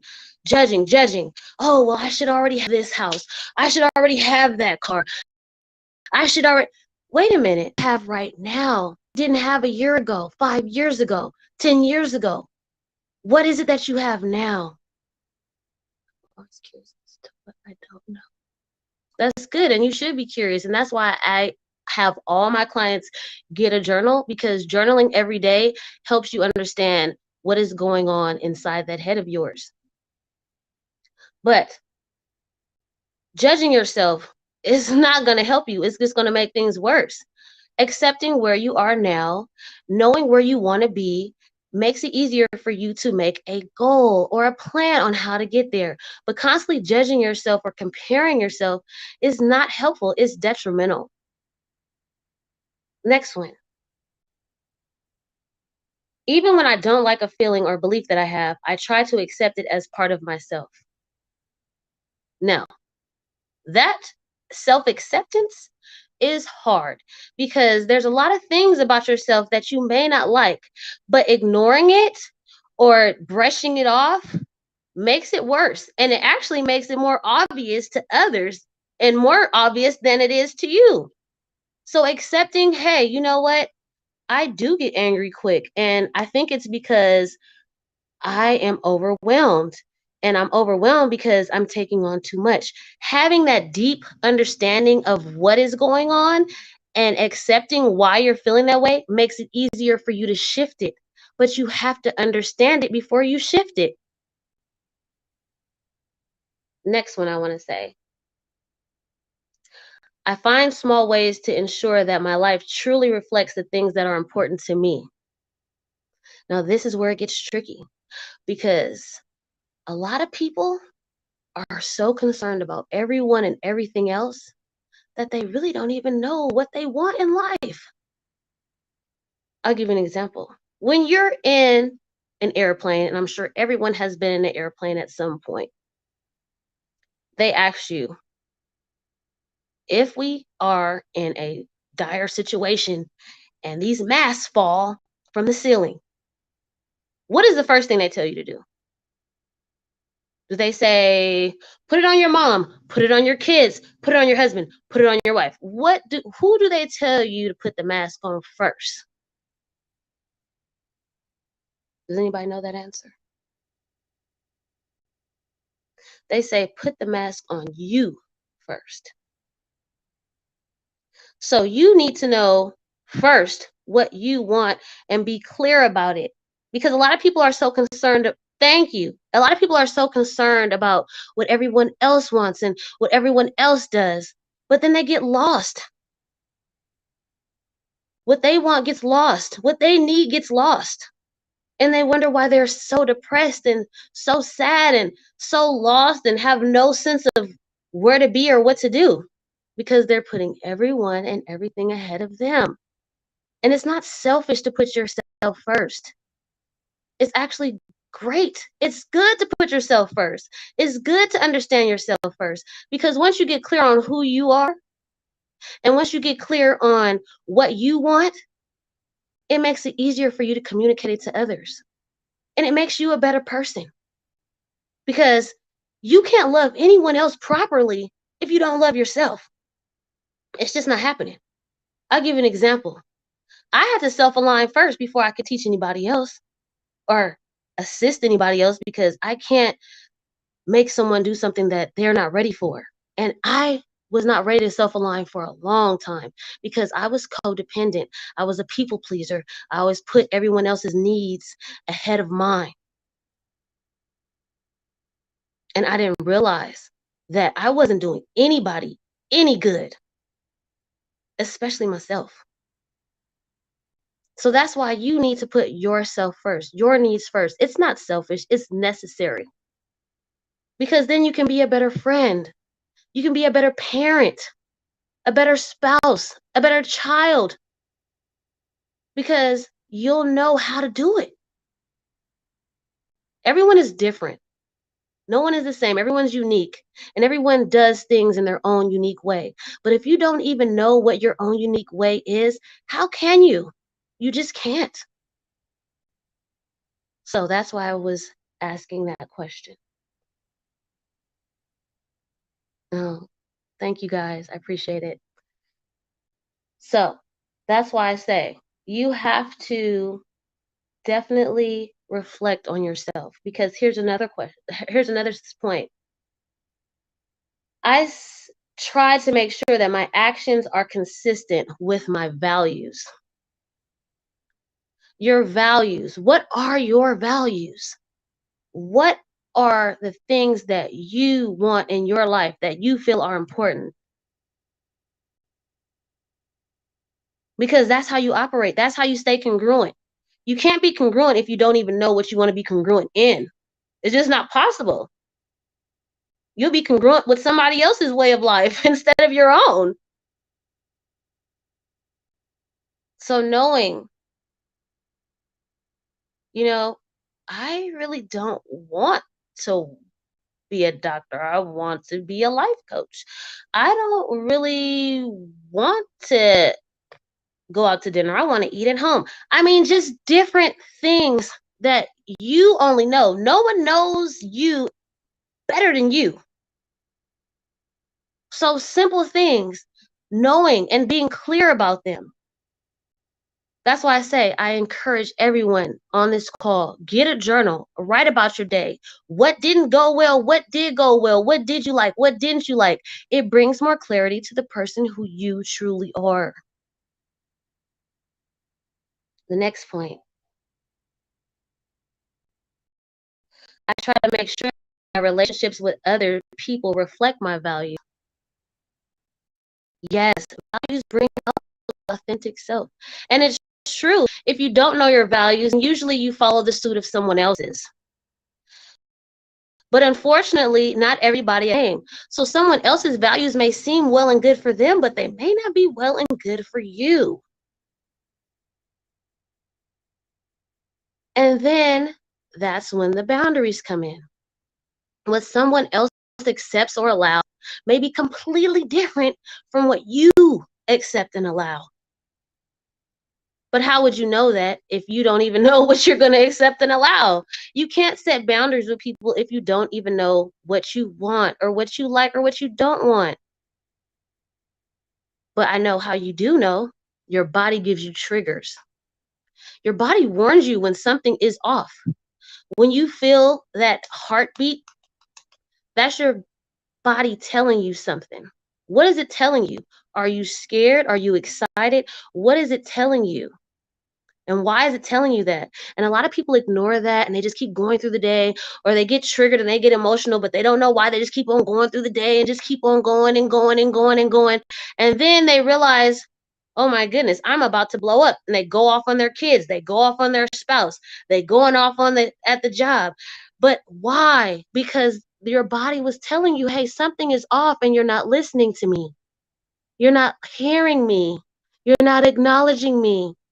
So now this is how I'm going to force you to acknowledge me. And it's not a good feeling. It's not comfortable at all.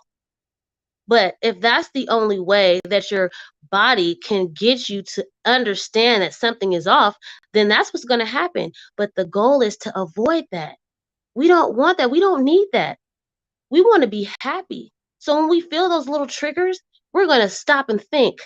That grounding exercise that we did in the beginning of this, I encourage you all to do that consistently. You can do it within a matter of seconds, but when you feel something is off inside of you, stop, take a deep breath, blow it out, and examine those feelings. Because when you do that, it brings you more clarity on what you want, what you don't want, what brings you happiness, and what doesn't. I don't want to run out of time. Hold on. Or what time are sorry. Dre, can you give me a time count? I think, do I have 10 more minutes? Or sorry, I don't want to overtime you. Yeah, I that's don't cool. want to So, over anybody else's time. yeah, that's cool. Say probably about 5 minutes ish. Oh, 5 minutes. Okay. Yeah, you did amazing. I love it. Like the chat screen is going off. It's going off. Oh, awesome, guys. Okay. So my 12-week program, as I mentioned, goes through 12 steps of self-alignment. And every week there's a sheet that asks deep diving questions about why and how and when certain incidents arise, how you feel. And that way you can reflect on your reactions. You can reflect on your mood. You can reflect on different things that you don't normally. Because let's be honest, we're more concerned about our family and how they feel. Like if our husband or wife is having a bad day, we're going to jump up and we're going to find out what's going on. If our kid is crying, we're going to jump up and we're going to find out what's going on. But we need to jump up just as even faster for ourselves when ourself has something going on. So we're going to close out with the grounding exercise because I love it. We have to be grounded and we have to be in the moment. So let's go ahead and close our eyes. And we're going to breathe in deep through our nose and out slowly through our mouth.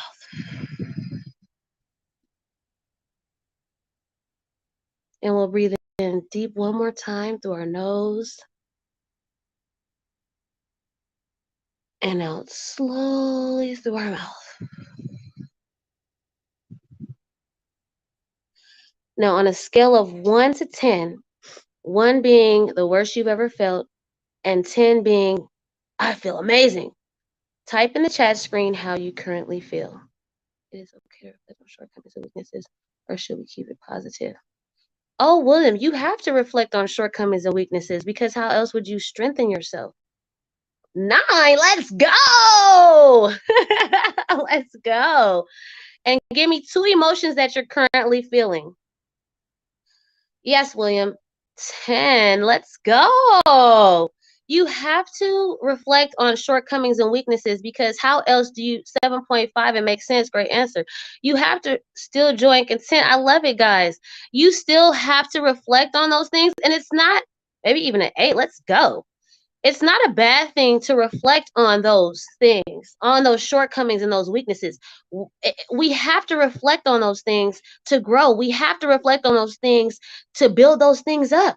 You know, if my weakness is I love eating chocolate cake every night, I'm gonna have to reflect on why the heck am I eating this chocolate cake? Well, shoot, I'm freaking stressed out. I've been running around all day. I mean, the chocolate's bringing me pleasure. I mean, we have to really dive deep. What is going on? So yes, definitely, there's nothing wrong with it because you can always turn a weakness into a strength. You know what I mean? You can always turn a weakness into a strength or a shortcoming into something that isn't really a shortcoming anymore. Fulfilled, feel fantastic, fulfilled and joyful. I love it, guys. Thank you. But yes, when you go in your journal, you're always, I mean, it's part of the deep work. No one's perfect. No one is perfect. Even if they appear perfect, they're probably the one with the most issues. So please know that everyone has issues. Everyone has weaknesses. Everyone has shortcomings. But what it is how you can overcome them, how you can feel better about them, how you can change them if you don't like them.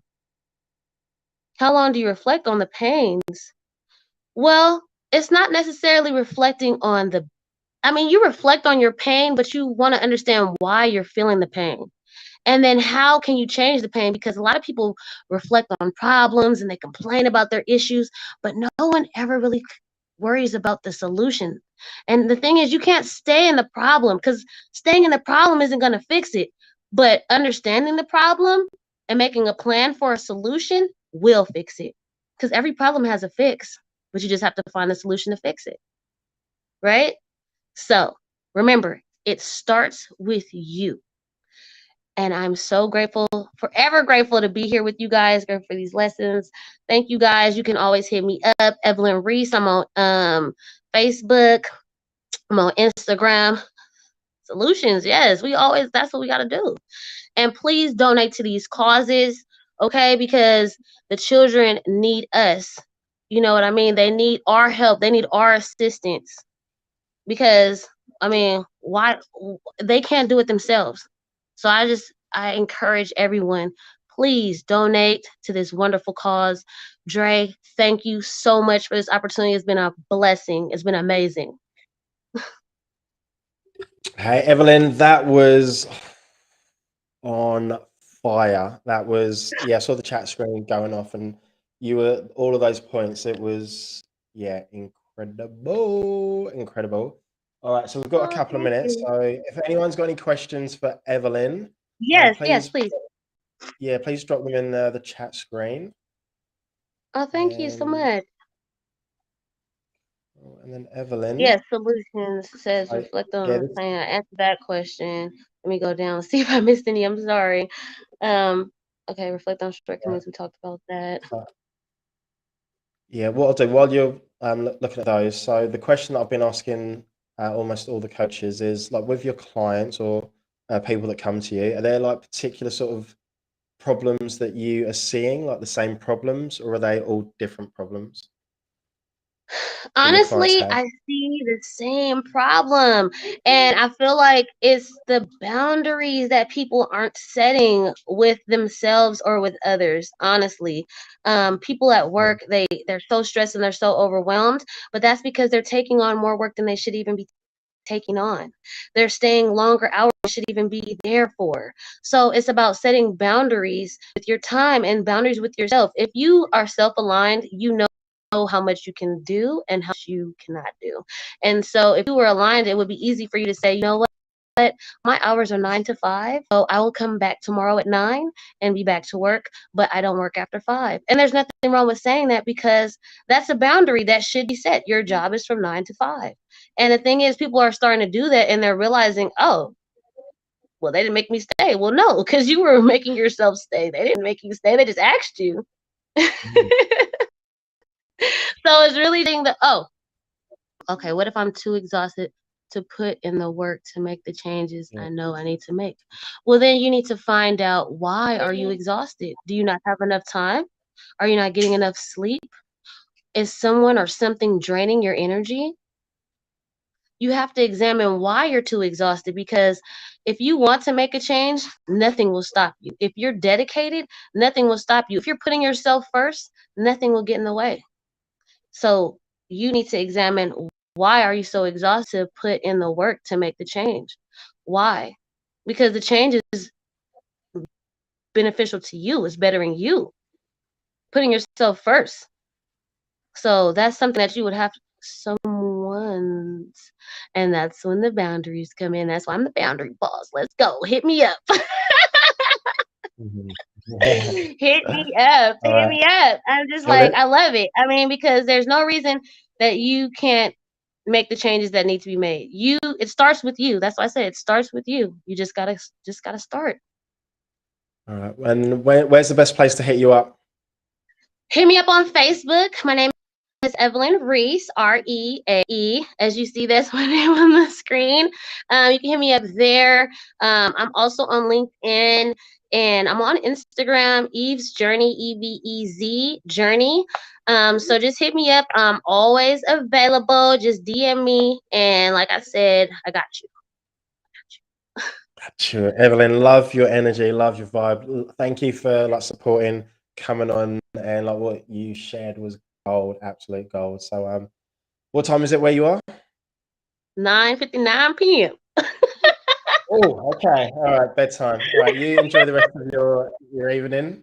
Yeah, Thank thank you you. for everything that you do, and we'll catch up really soon. Yes, I appreciate you all. Take care. See ya. Bye. All right, that was the wonderful Evelyn. Now we have Queen, I call her Queen B. Queen B in the house. I can see her laughing backstage. All right, come out here, Belinda. Belinda Paris. All right, where? There we go. Oh. Hey, Queen B. Hello, Dre. How are you going? I am incredible, absolutely incredible. How are you? I am fantastic. Oh, I have absolutely loved the last day and a half. You are an absolute legend, and I am so thrilled to be here with you to be able to share this, and for such a great cause. I'm so glad that you're here as well. So when I invited you on, you were like, yes, 100%. So it's yeah, I love that, and it's just such a special feeling when so many people have jumped in and we're all working towards the same goal. Anyway, I'm going to shut up. Do you have slides, or are you just going to talk? Or... I have got slides. I will hit screen share now. Okay, cool. And then I will, because a few people have had a few problems with it. So let's see. Oh no, unable to. Okay, the joys of having a new laptop. Okay, so no, there won't be slides, but I can. Luckily, I've got my second laptop next to me, and I will be able to go through this. So my name is Belinda Paris, and this is all about how to magnetize your job search and land that dream role. And these are insights from HR ex-executive recruiter turned career coach and mentor. So I've got to remember which computer I'm pressing next on. So what can you expect?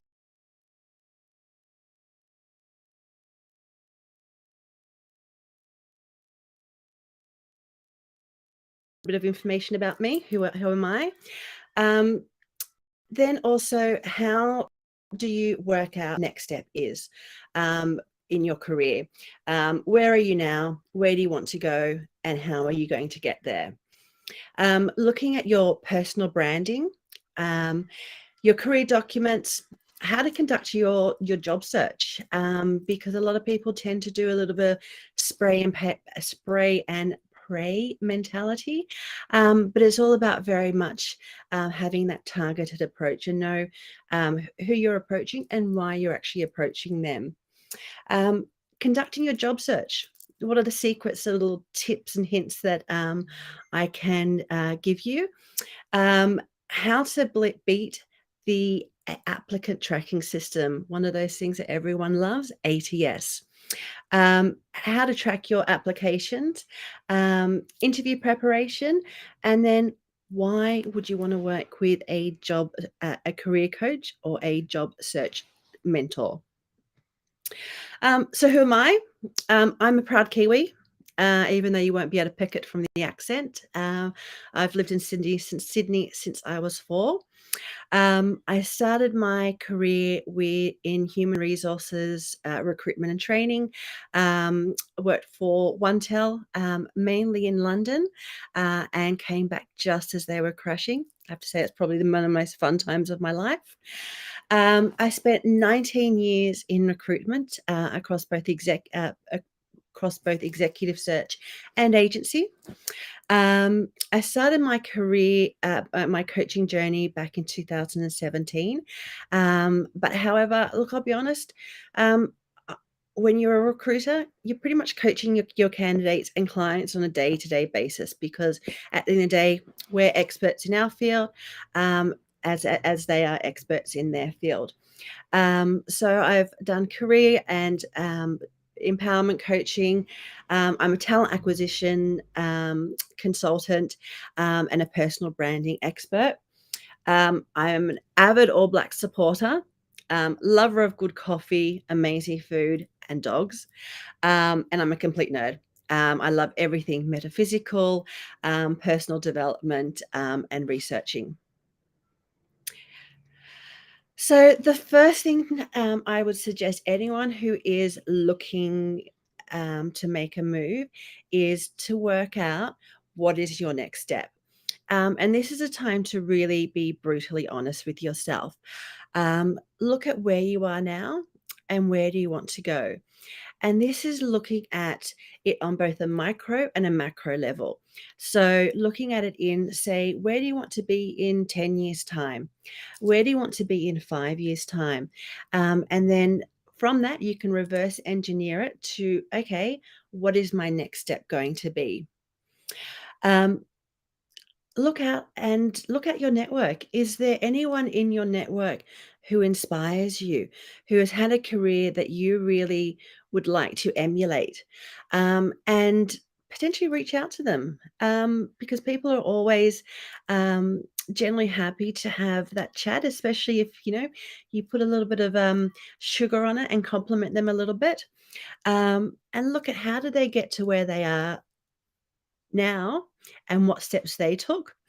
Ensure that you focus on your next step, because that's going to be your prime thing that you're looking at, but keeping in the back of your mind what are your long-term goals. So where do you start? So the first thing I'd like to talk about is professional branding. And it's a word that kind of gets bandied around a lot. And it's something that's vital when it does come to your job search. And the things that you need to look at is how strong is your personal brand? And that is things like, how active are you on, say, for example, LinkedIn? Because let's face it, that's the professional networking site. Are you part of groups that are full of people that you would want to work with? Or are you following those companies that you have an interest in, so that you're alerted whenever they are actually recruiting? Why is it important? Because it can really shape both the direction and the context of your career. It determines the quality of your professional network, and what you'll find is that the further you get up the food chain, the more networking becomes important, and that's both with people that those 2 or 3 steps ahead of you, but also building those relationships with recruiters, and then I'll go into that in a little bit more detail further on. And it can differentiate you against the sea of applicants, especially at this time. I know that everyone keeps on talking about it's the Great Resignation, and there's lots of opportunities out there. But on the flip side, there's also a lot of people who have been in roles for probably 4 to 5 years, with the last 2.5 years, which have been challenging and in interesting times. And really the shape and direction of work has changed in that time. So let your personal branding work for you. So what is personal branding? It defines what makes you unique as a person. What is your USP? How are you going to stand out against the next person who may have the exact same experience that you have? Your brand is the question, as I said, your brand is the answer to the question, why you? Why should you be considered for this role? You need to pinpoint your target audience, and apologies if I keep looking over to that side. That's been my other laptop set up. It's difficult to create a compelling brand if you don't focus in on who are you, what can you do, what can you offer, having that clarity and really knowing what your achievements are. Identify the type of company that you want to work for. How does that match what your personal branding is sending out to the marketplace? How your experience matches the roles that you're looking for, your qualifications and your strengths. And zero in on challenges that you're known for solving. What is it that potentially your manager came up with as your key strengths, or if you might have a 360 review that your manager or the people who report into you, what is it that they think that you're great at? So it's a great time to be really self-reflective. So when you're at the point of shaping your brand, yeah, definitely, and it goes back to alignment, goes back to your alignment. Who are you, and is that brand and is that role in alignment with who you are and what you want to do? Say, for example, I wouldn't want to work for a this example that generally would come up, a gaming or a company that sells tobacco. And I'll admit I have actually recruited for both of them. But there are people who very much have that belief, or they're like, no, they're industries that I don't want to work for. How specific should I get with career options? I will come back to that shortly. What are your areas of expertise? Once again, what commercial problems are you known for solving? What size of company do you prefer to work for? I've had the fortunate opportunity to work for both listed and boutique companies, and each of them are very different. Also have a think about, what kind of a team a dynamic do you want to work for? There's organizations that are, young and upcoming, and they may be full of people who are, let's say Gen millennials or Gen Z. But if you're someone who is like, actually, I want to work in, I won't call it a more mature environment, but something that's a little bit more established, make sure that you are really cognizant of that. And it really comes back to, what business outcomes do your effort produce? And then following on from that, how does your personality shape how you approach business? So the next thing that I think is vital is your career documents, because these are what you are sending out to the market. And your career documents come in your resume, your cover letter, and your LinkedIn profile. And I will be honest and say, as a recruiter, I very rarely looked at that cover letters.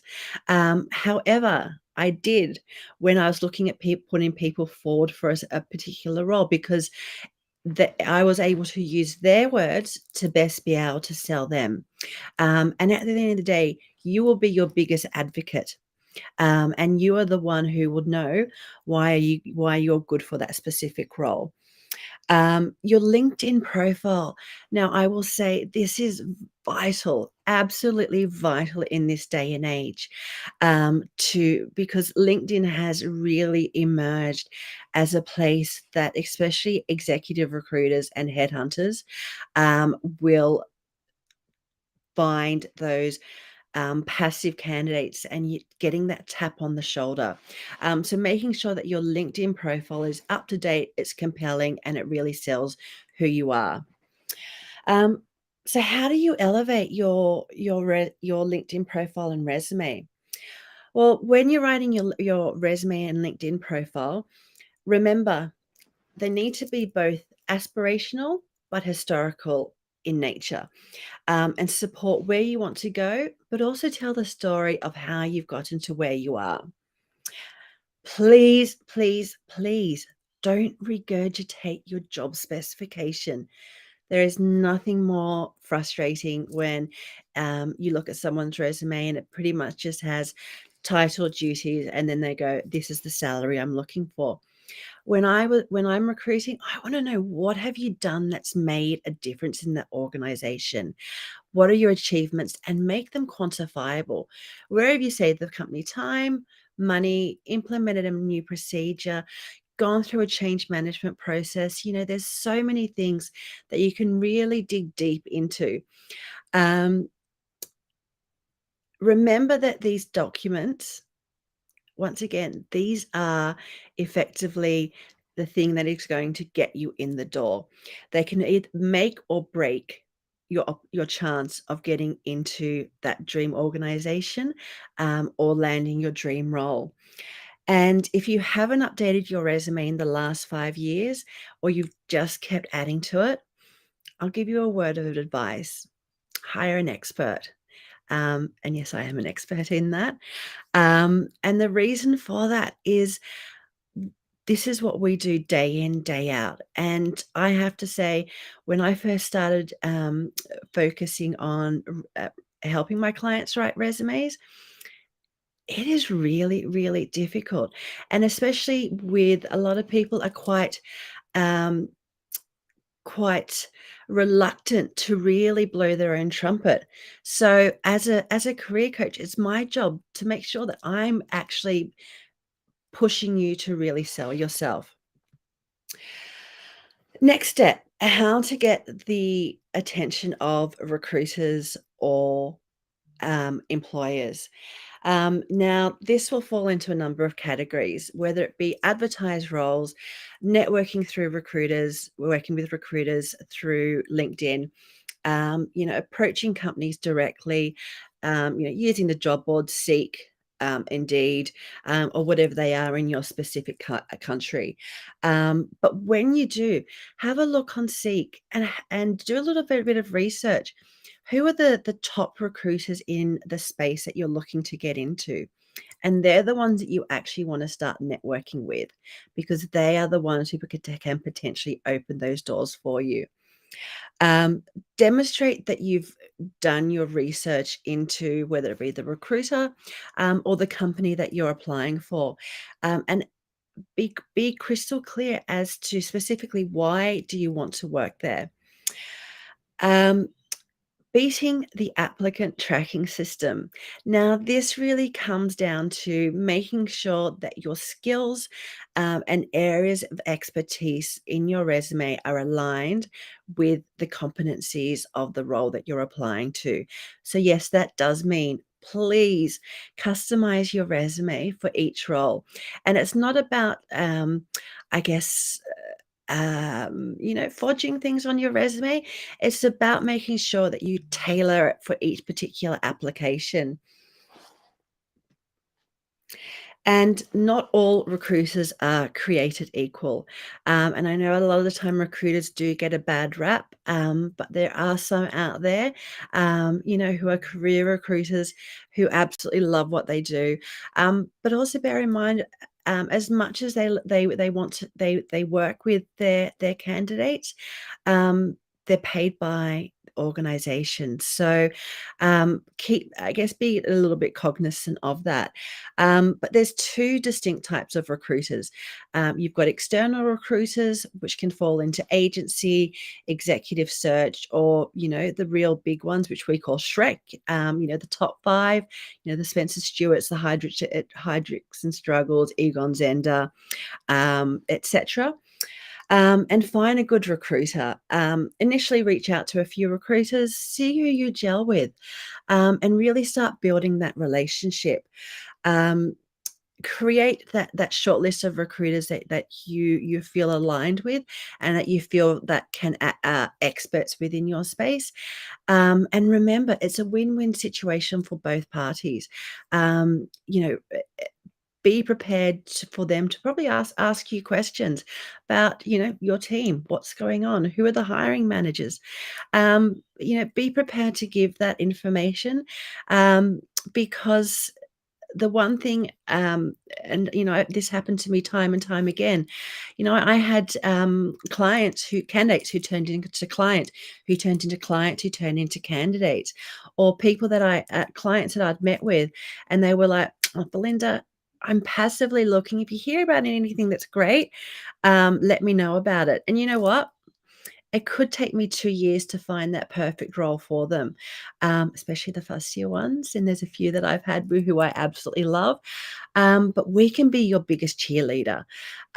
Recruiters who know, like, and trust you, just as you like and know, trust them, can be your biggest cheerleader. If a client pushes back on them, they can go, "No, I'm going to put my neck on the line.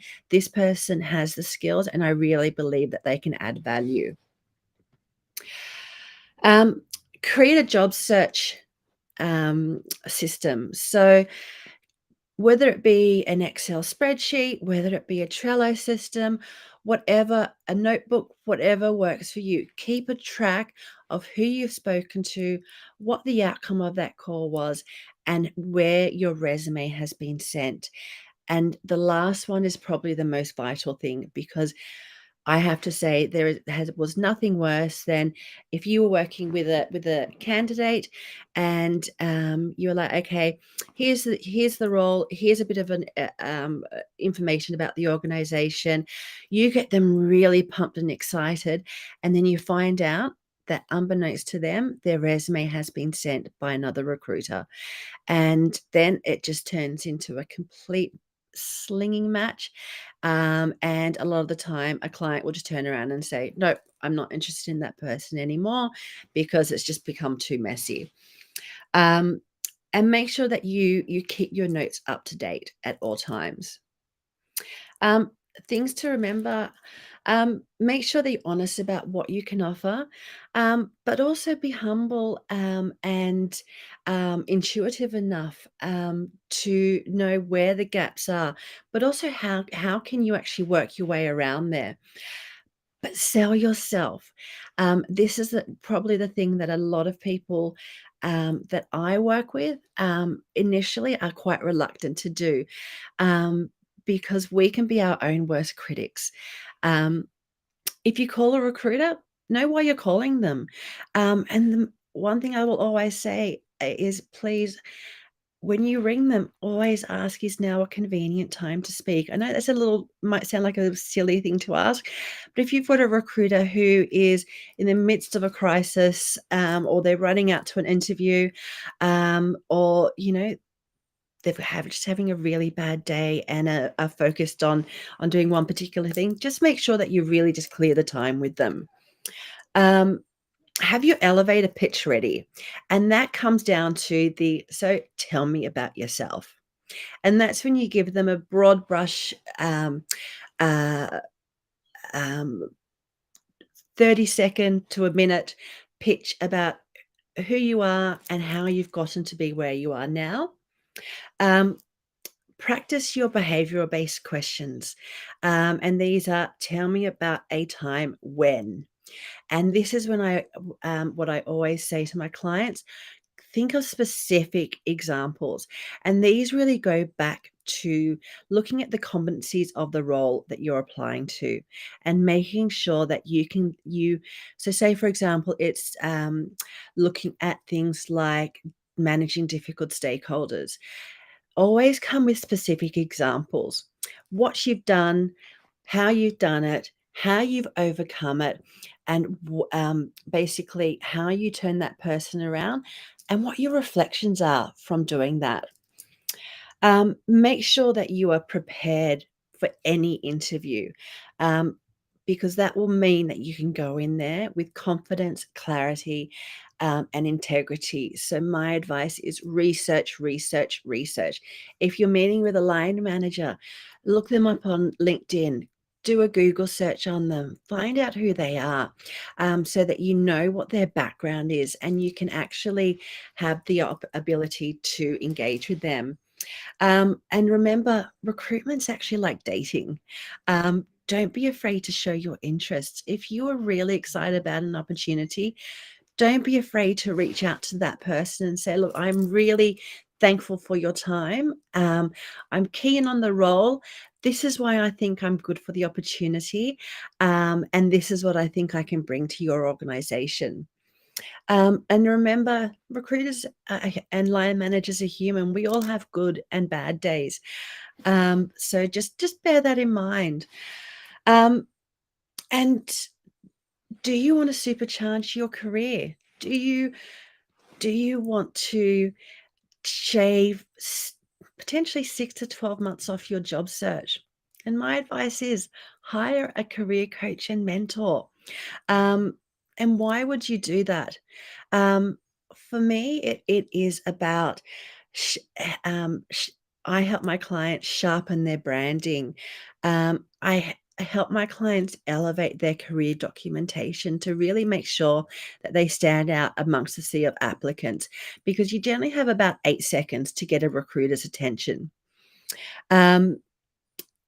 As a career coach can help identify your career purpose. They can help you really dig into what is your why. And because career coaches, they know their market, they've got their finger on the pulse, they know what's going on out there.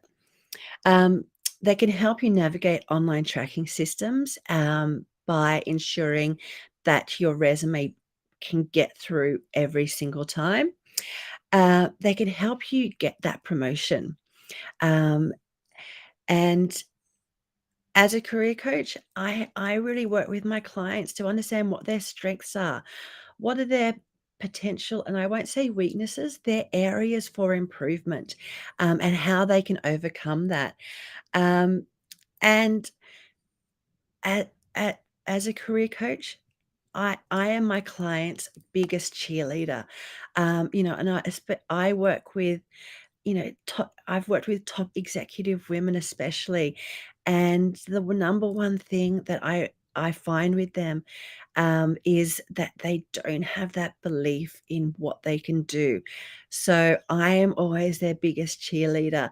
So much so that a lot of the time, if when with some of my mentees, you know, if I know that they're about to step into an interview, I will put on the song to Rocky, Eye of the Tiger, and get them pumped for their interview, especially nowadays because everything is done by, you know, a lot of things, the recruitment process is done via Zoom. But I guess probably more importantly, it will save you time, money, and more importantly, it will help you land the role of your dreams, give you that confidence to negotiate that salary that you want, and help you get to that next step. So I know we've got 4 minutes. So does anybody have any questions? And I'm going through this. Hey B, that was awesome, absolutely awesome, and you had me reminiscing. So do you remember when you said when you get a cover letter and that you never read them? Yeah, I was the same. I'd never read it unless I was going to send it to a client. I was like, oh, this is a great starting point. I can use this. Oh, it saves probably hours out of the process. Yeah, mate, you had me in stitches, and I was like, yeah, yeah, just so many things. Just that was great. That was great. That was awesome, Belinda. All right, thank you. Question. And once again, I apologize that I kept darting off to that side of things. I was hoping that my screen share would work, but new laptop working out all the different permissions at the moment. So I guess the questions I see, how specific should I get with career options? Look, I think it should be crystal clear. It should be laser focus, but not so to the point that you're precluding or omitting opportunities that could be of interest to you. But, you know, just being mindful of, you know, what that natural next step is. Or, and then you could also be doing a career pivot. So it's about having that, being able to explain why you're doing that career pivot. How do you come up with an appropriate salary? Once again, research. You know, there's, you know, Hayes, Michael Page, Robert Walters, Hudson, you know, a lot of the recruiters will put out salary guides each year. And, you know, these are great things to really look at and to, you know, don't overinflate things. But, you know, be realistic, but don't undersell your skills and your expertise. I'm 50. Is it too old to be looking for a new career? Definitely not. Definitely not. You know, look, I'm closer to 50 than I am 40 now. And you know, I took that jump a few years ago. So no, it's never too late to be looking for a new career, because you know, at the end of the day, we're in a market which is constantly changing and it's constantly evolving. You know, roles that were you know, prominent 10 years ago probably aren't so prominent now. You know, the landscape has changed so much in that time. Aren't most companies looking for longevity? Yes and no. You know, companies are, you know, can be looking for people who are coming in with fresh eyes and fresh perspective. You know, I used to do a lot of recruitment across the property industry, and you know what I would find is you have these candidates just recycling through. You know, from one competitor to the next, and then one of them said, "That's it. I want people who are coming from, you know, different industries because we need to bring some fresh blood in here." So I hope that has given some value and given some insights into really how to strengthen your job search and really magnetize it in 2022. We absolutely love that. Where can people get hold of you? Where's the best place? Okay, best place is LinkedIn. So it's Belinda Paris, and underneath my profile, it has a link where you can book in a clarity call with me, where we can spend 15 minutes to half an hour chatting about your career goals, aspirations, and how to work with me. B, just want to say, Queen B, thank you so much for coming on today, sharing the fire, and love you to bits. Like, just thank you for everything, all the support, and being part of what we're creating. It's awesome. Fantastic. And I'm so grateful to be here for such a great cause. And it's been an absolute pleasure listening to my fellow coaches and seeing how amazing everybody's doing. So thanks, Dre, and thanks everyone for listening. So welcome. I'll see you soon. We'll catch up soon. Thanks, mate. I think I cut you off there, B. All right. So next, Jess Beard. We're gonna get her straight out because she's been hanging around a bit out the back for a little while. Hey, superstar. How are you? Good. How are you? I am amazing. Absolutely amazing, incredible. Inner alchemist. I love that. So I'm really excited for what you've got to share today. So are you going to be using any slides, or are you just going to be talking, or? Just going to talk. Ooh, all right, let's Make do it this. easy. Yeah, I'm going to be in the background, so if you need anything, you just holler, and I'll see you in about 25 minutes-ish. Perfect. Hello, everyone. So I just first want to thank Dre and wish him happy birthday. And this is such an incredible opportunity to be a part of all of this, and also all of us donating time and energy for such an incredible cause. But Dre is most definitely donating the most time and energy. So thank you so much. My name is Jess Beard, and I am an archetypal empowerment coach and a teacher. And it's my passion in life to teach people about the power of archetypes and how they can create emotional freedom and personal empowerment, and just help you to logically understand the patterns and the programs and the cycles that you get stuck in.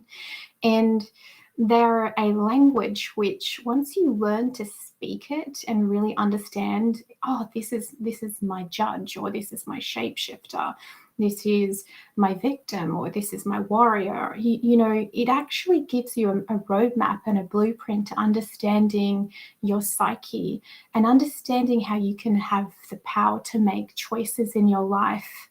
And you have the power to actually choose not to get offended. And once you see other people's archetypes, you're like, that person's stuck in their victim, or that person's stuck in their shapeshifter or their prostitute.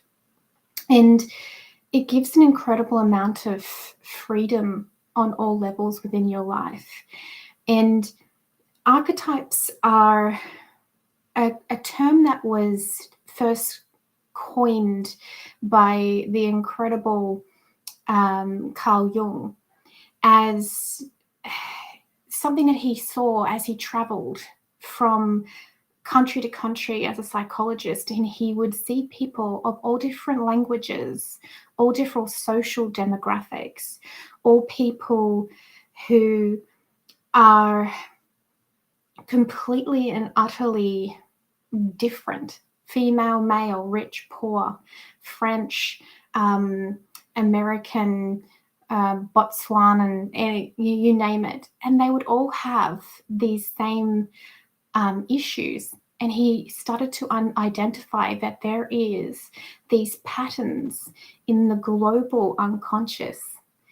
And they've been there a lot longer than he's coined the term of archetypes and understanding it all, and we've really brought it into psychology. Archetypes are embedded in every single myth. Archetypes are in the Bible. The archetype is in every core teaching that there is.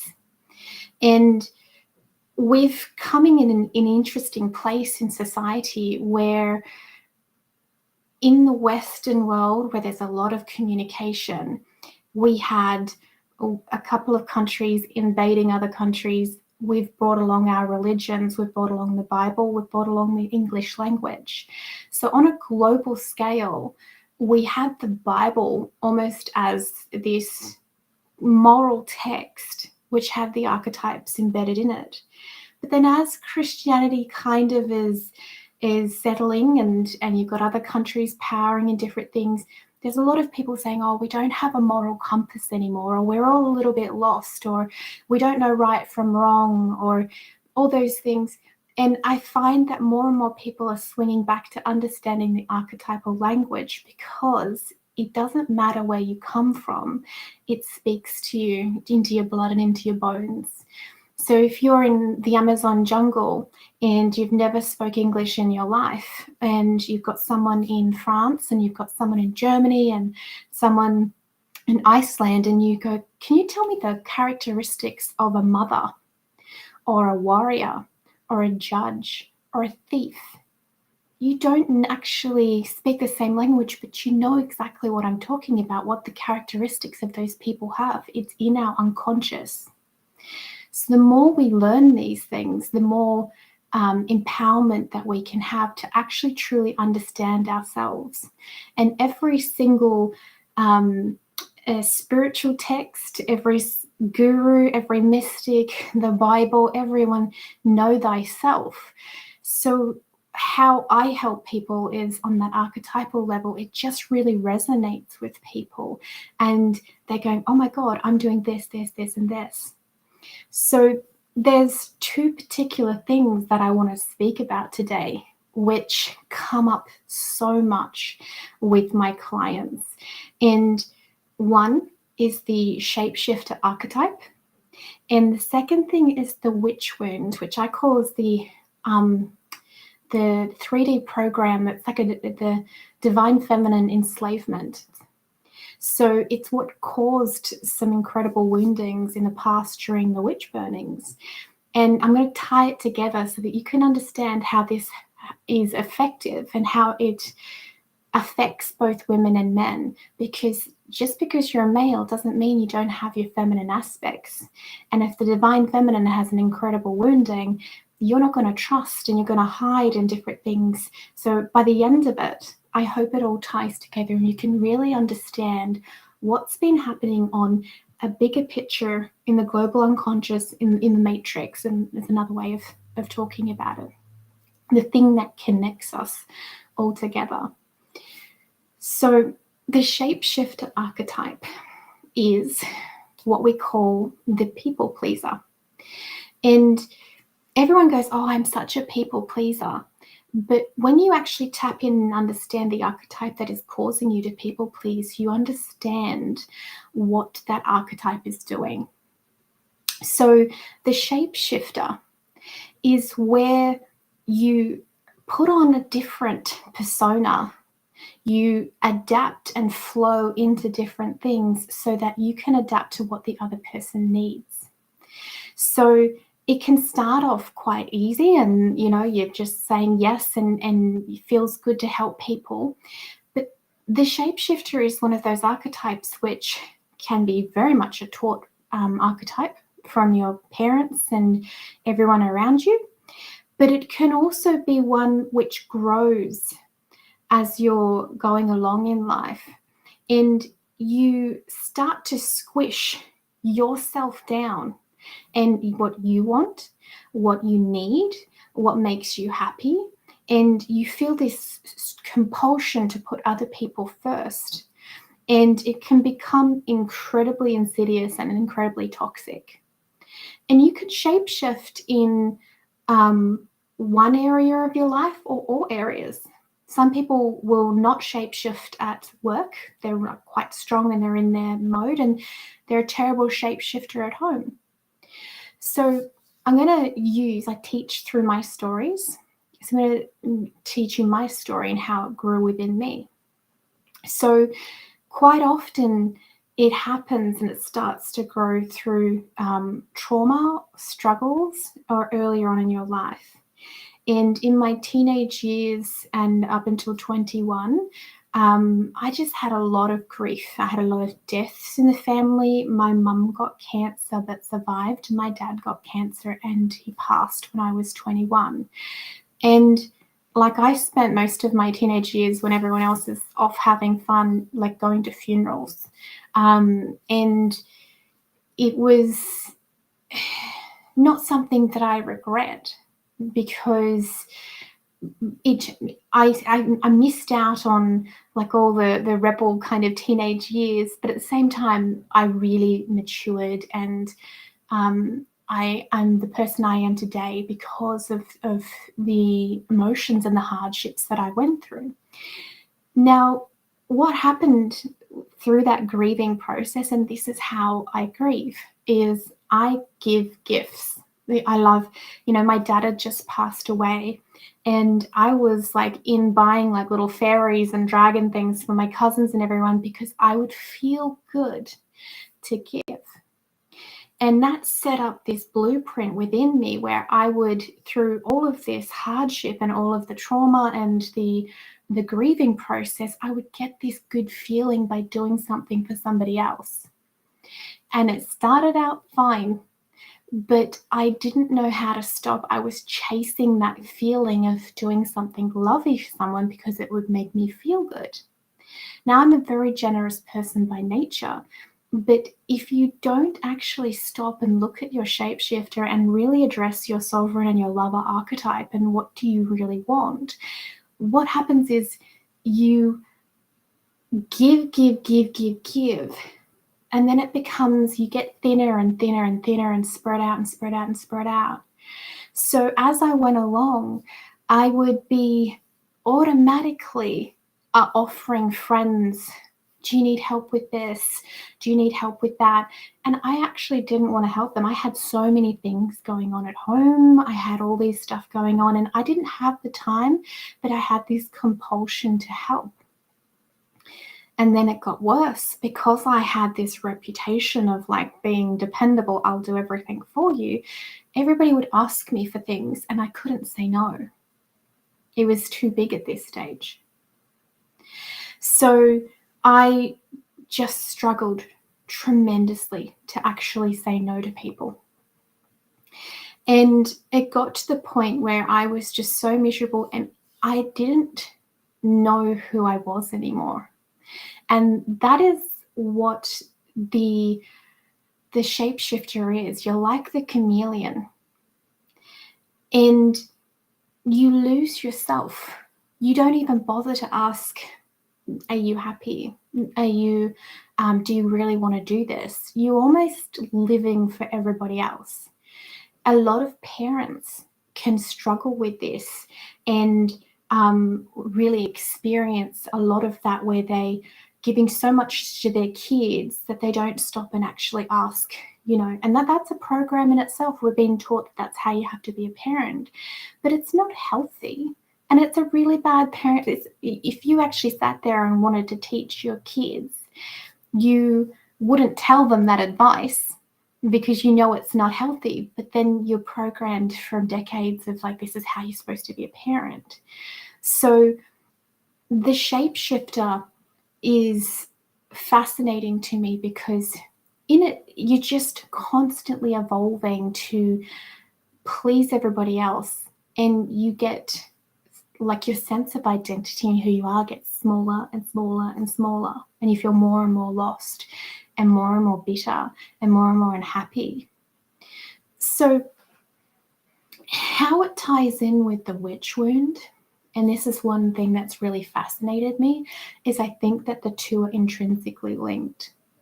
So the witch wound refers, of course, to the witch burnings for all those centuries, you know. And what happens when you have a trauma that happens and it's in the collective, you can't shake that off easy.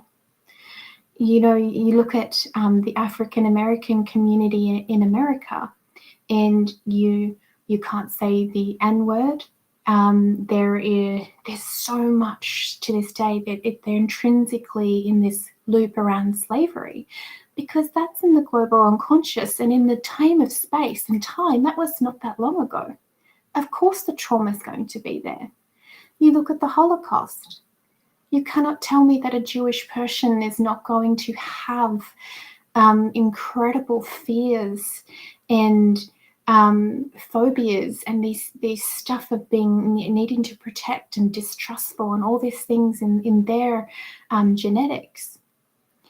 So for women in general, what happened during the witch burning is you had the church wanting to stamp their authority as the people to go to. They didn't want you to go to the herbalist down the road to heal. You want to go to a priest and get a prayer. They didn't want anyone to have any kind of authority, and they had to stamp out paganism. So they started out by, you know, burning all of the wise women for witches. And then because that type of energy breeds evil and hatred, they kept going. And what happened is they would burn innocent women, and they would turn women against women. And this is where it really set up that blueprint in our psyche that you can't dare to be different.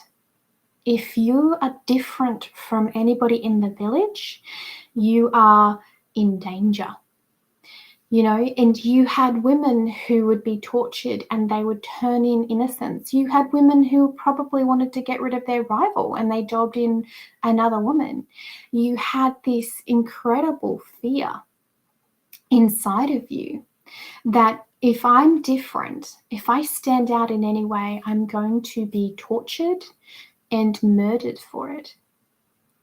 So from then, it wiped out a lot of the powerful women, the wise women, the crones, the matriarchs, all through Europe. I don't know how much herbal law was lost. And you had this fear of not standing out. And for a long time, with the divine feminine, you had no power to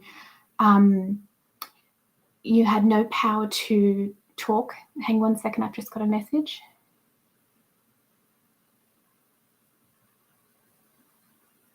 I don't know what that means. Stray's camera's having problems, so I hope everyone can hear me, and I hope everyone's all right.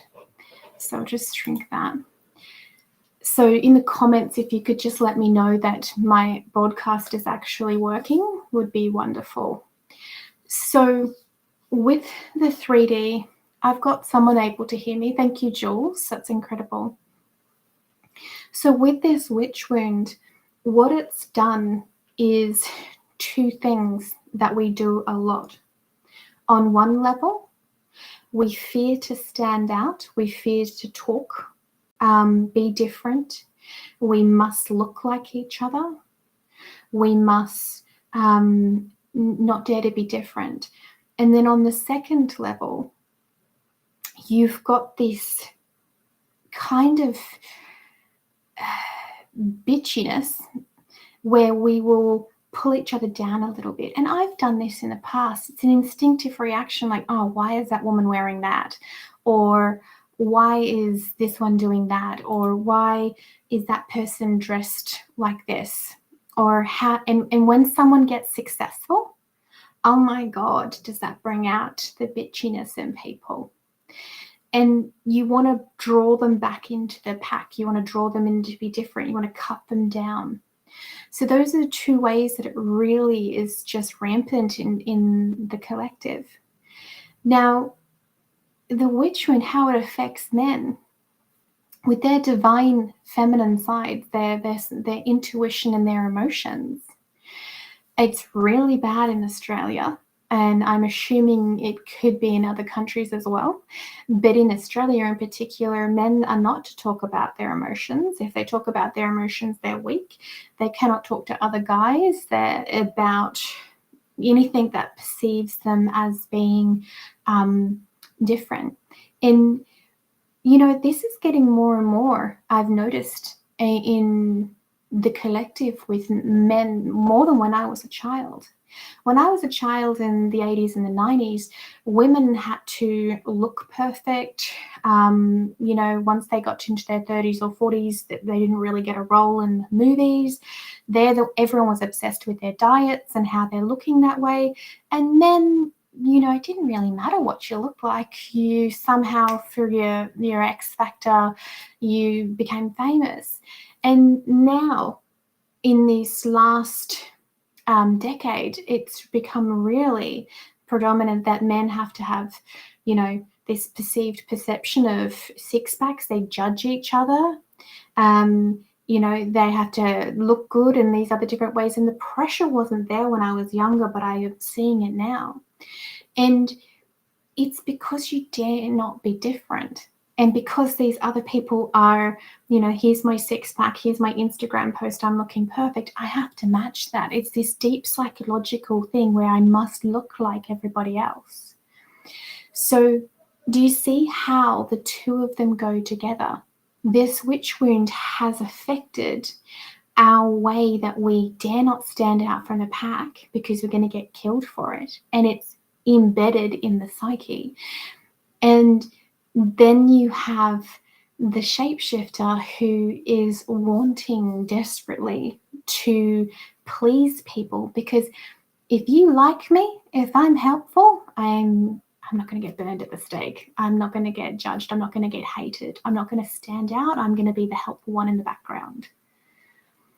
But if you really want to live your life's purpose, if you really want to answer your soul calling and stand up and do the different things, you actually have to take the steps to fight against this primordial program. And whenever that fear comes up to stand out or to look different or act different, then you understand why the fear is there in the first place, and that if you actually fight that fear and you stand up and you do the things that you're wanting to do, if you actually stand up and courageously follow your heart's desires, then you're actually helping heal the collective, not just finding your own happiness. Because the more and the more people who go, I'm not going to be defined by shapeshifting, I'm not going to be afraid to be seen, I'm not going to be afraid to be heard, I'm not going to be afraid to be known. Every single person that has got up here and presented as a coach, and even Dre himself, even if you're the most extroverted person in the planet, you've all had to face this. I need, you know, I'm going to be seen, I'm going to be known, I'm going to be heard. There's going to be people all around the planet that will potentially see this, and they could judge me. And I have to have this moment of like, I don't care about what you think about me. I care about me getting my message out there. I care about me helping with this charity. I care about helping my friends. I care about teaching people about the power of archetypes. I'm living my purpose. But the only way to do that is to step up and not fear being seen, being heard, being known. But the greater gift in the unconscious is not only am I leading by example, but I am also not allowing that pattern and that program to affect me anymore or infect me like a virus. So it's incredibly empowering once you understand what these archetypes can do and how they can give you the freedom to truly understand yourself so that you have that freedom. So I've just got some other comments coming up in the private section. I won't be one moment. Go to settings and go to... Perfect. 5 minutes to go. So is that 5 minutes for me, Dre, or is that for Leanne? I'm a little bit confused by the chat popping up on the other side.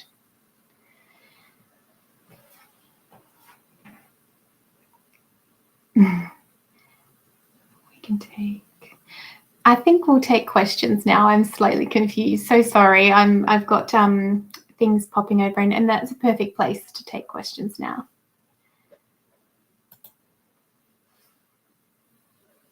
Hey, Jess, just want to say thank you very much for that. That was, yeah, awesome. Yeah, so in the background, Leanne's got problems with her camera, so I've just been trying to give her instructions. Oh, because when she first commented, I didn't know if you were actually there. So in the back of my brain, I've got, is he even there anymore? So I'm glad I was able to string a few words together and hopefully make sense for people. Sorry about that, because that would have been like really, because it pops up all the time. It would have been very off-putting. So love the explanation about the witchcraft and media today, with, you know, like the Instagram and the six-pack and how we're trying to fit in, but the real key is to stand out and be ourselves and be who we're meant to be. I saw a few questions in the chat screen. Let's see if we can get these. Have you noticed more pressure to kind of look a little bit more perfect in the last decade as a man? I've just seen an increase of it in the media, and it's be interesting to know whether or not, you know, that's something that is transferring to you guys as well. Probably for me, not so much now, but I reckon, yeah, definitely. Like especially like in Australia, because in Australia it's like, you know, it's beach. Everyone hangs out at the beach, so you got to have like a nice body, and everyone's just in like really good shape. So I guess there's a bit of pressure there. All right, so we've got. All right, so the question here from William Joseph: can you have multiple archetypes? Most definitely. So with my programs that I teach, I take people through the self-esteem archetypes, but then also the soul esteem archetypes, and the self-esteems are tied in with Caroline Myce's, and based on hers concept that everybody has a child, a victim, a saboteur, and a prostitute.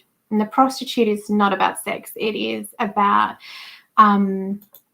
how we give away our power and feel not worthy, and we will be doing things that we know are morally wrong, or we prostitute our time, our energy for other people or other causes. So, you know, we have all got those four, and I agree with Caroline's teachings 100%. She is amazing, but we have so many at the same time, you know, that are activated. And you can also consciously, once you're aware of it, so say you have the judge archetype activated and you're being really judgmental. So that's your judge flipped into shadow. When your judge is in its higher aspects, it's where you practice discernment. You can judge whether a situation is safe. You can judge whether the room is open to your teachings. But if you are sitting there like judging, oh, this person's doing that person, or that person didn't speak very well, or this person's doing such and such, what happens is that is an absolutely useless energy, and you're in that shadow judge.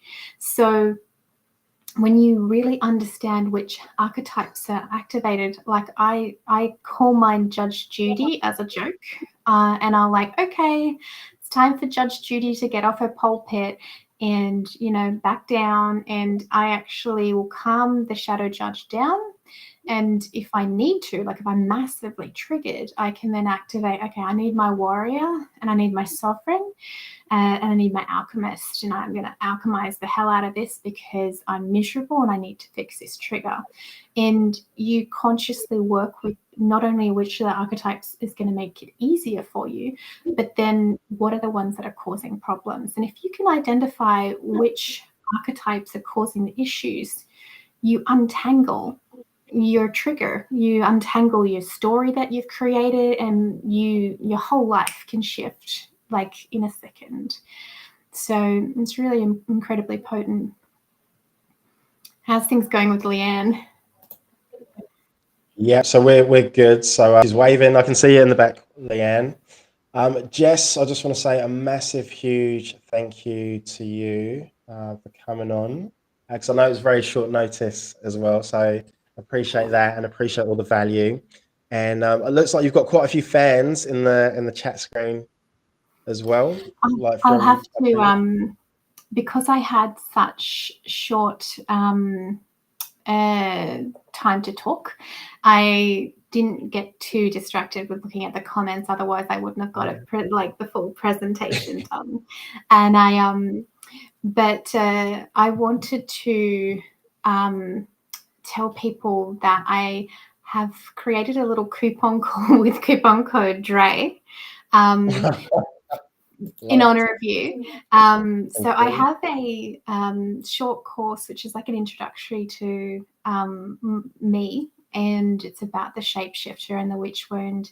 And I normally do it for $27, but I'll put a link in the comments when I'm finished, and I'll do it for $9 and it's got the coupon code DRE.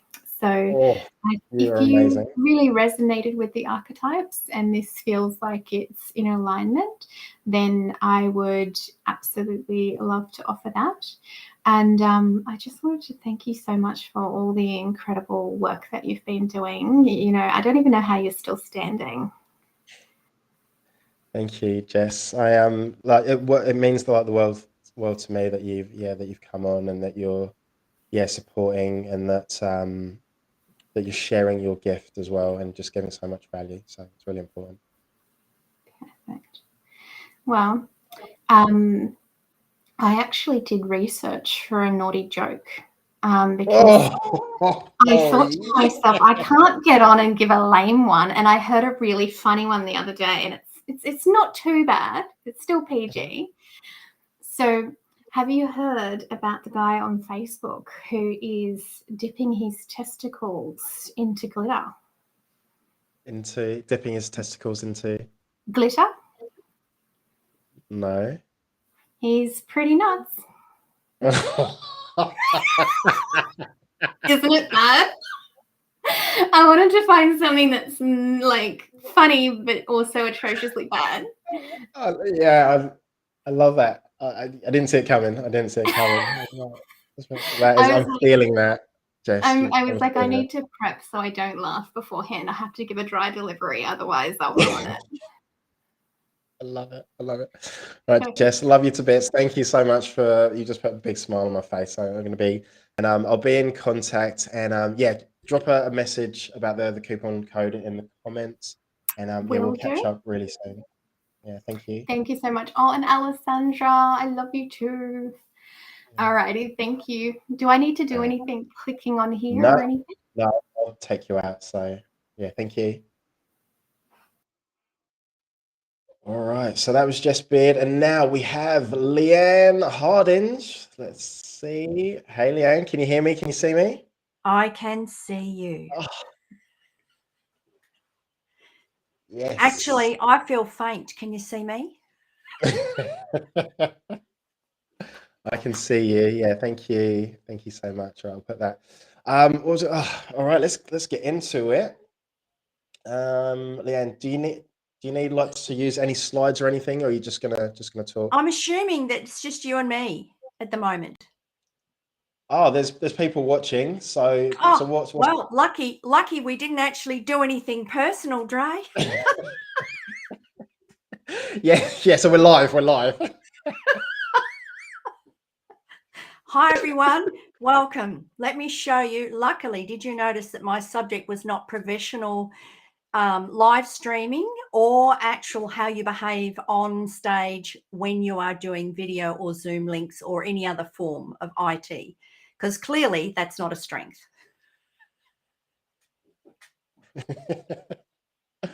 All right, Leanne. Are you happy if I lead to it, and I'll be back in about 20 minutes, and we'll take like some thanks very much for the introduction, Dre. Yeah. You're doing a great job. Okay, this is Leanne trying to work a camera and audio. So just really quickly. So Leanne has been a dear friend since I think 2019.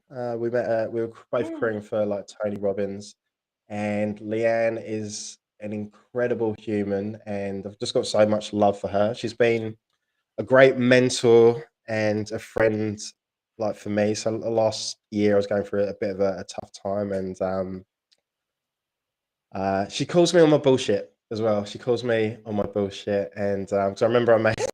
I was just going to say this. I made like a vision board, and it had to be the worst vision board ever. And I remember when we were when she was coaching, and she was like, "Oh, Dre, that's great." And I actually thought she meant it was great. And then we spoke a couple of days later, and she was like, "Dre, that had to be the shittest vision board that I've ever seen. You put no effort into it." And I was like, "Yep, you got me, you got me." But you've been just throughout the years like very like supportive, and I know that you're one of my biggest supporters, and I love you to bits for like who you are, because you're always cheering like, other people on and wanting them to do well. And you have so much skills, knowledge, experience, and you've done so many different cool things as well. And that's all I'm going to say. I'm going to let you like say the rest, because I don't want to take up the time, because we've got about 20-25 minutes. So I'll come back at the end. We'll take some questions from the audience, and yeah, so I appreciate you so much. I love you so much. Love you too. It's such a privilege to actually share with you. Unfortunately, I'm going to admit to have over 45 years of career experience, and most of that has been behind the scenes assisting leaders and organisations and the teams within that.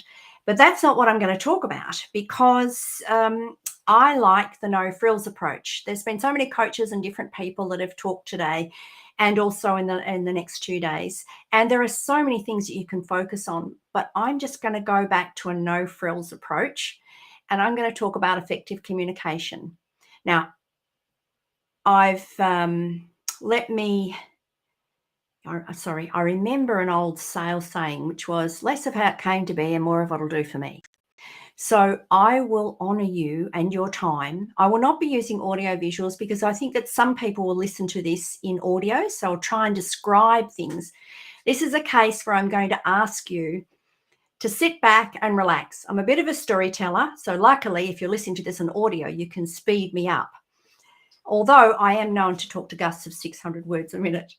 So look, I've been hit by a car, shot, blown up and fallen from a 3-story building.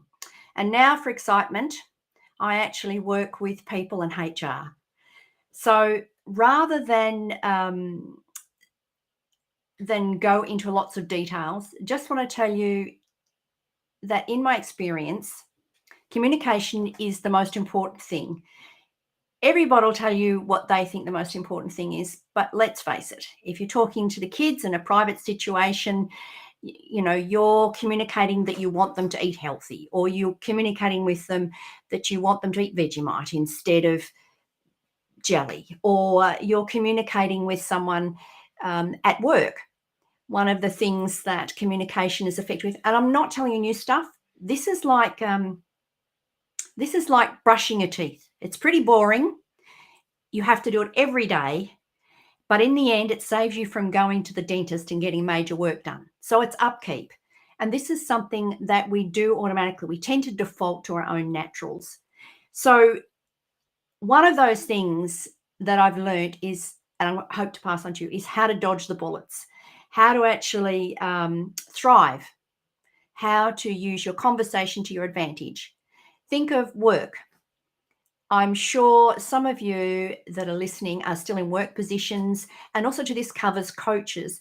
And when you're at work, you've got to go into negotiation situations. You're working with teams, you're working in projects.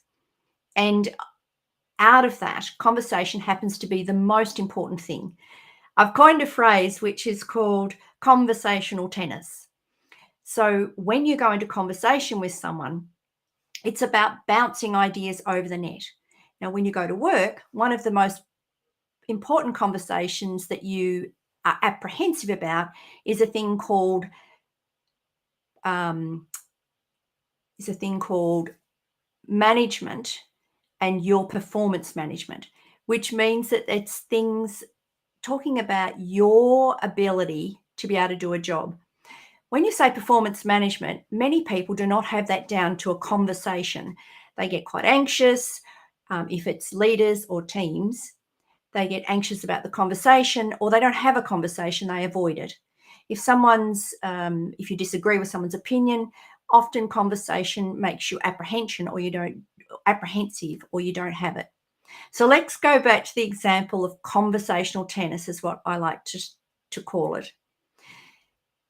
It's where you actually are playing with someone in a tennis match or a sports match. Think of when you're at work, or think of when your family or your children are watching, or you're with your mates. You have a conversation, if it's singles, with one person. Now, if you're firing all the questions at them, it's no fun for the person the other side of the net to be standing there just getting pelted by balls. And it's no fun for you hitting the ideas out and talking. And so it's no fun also for anybody else that's watching, because there's someone hitting a lot of balls at someone's standing there actually not even hitting anything back, not giving you anything, and also in a position of being overwhelmed.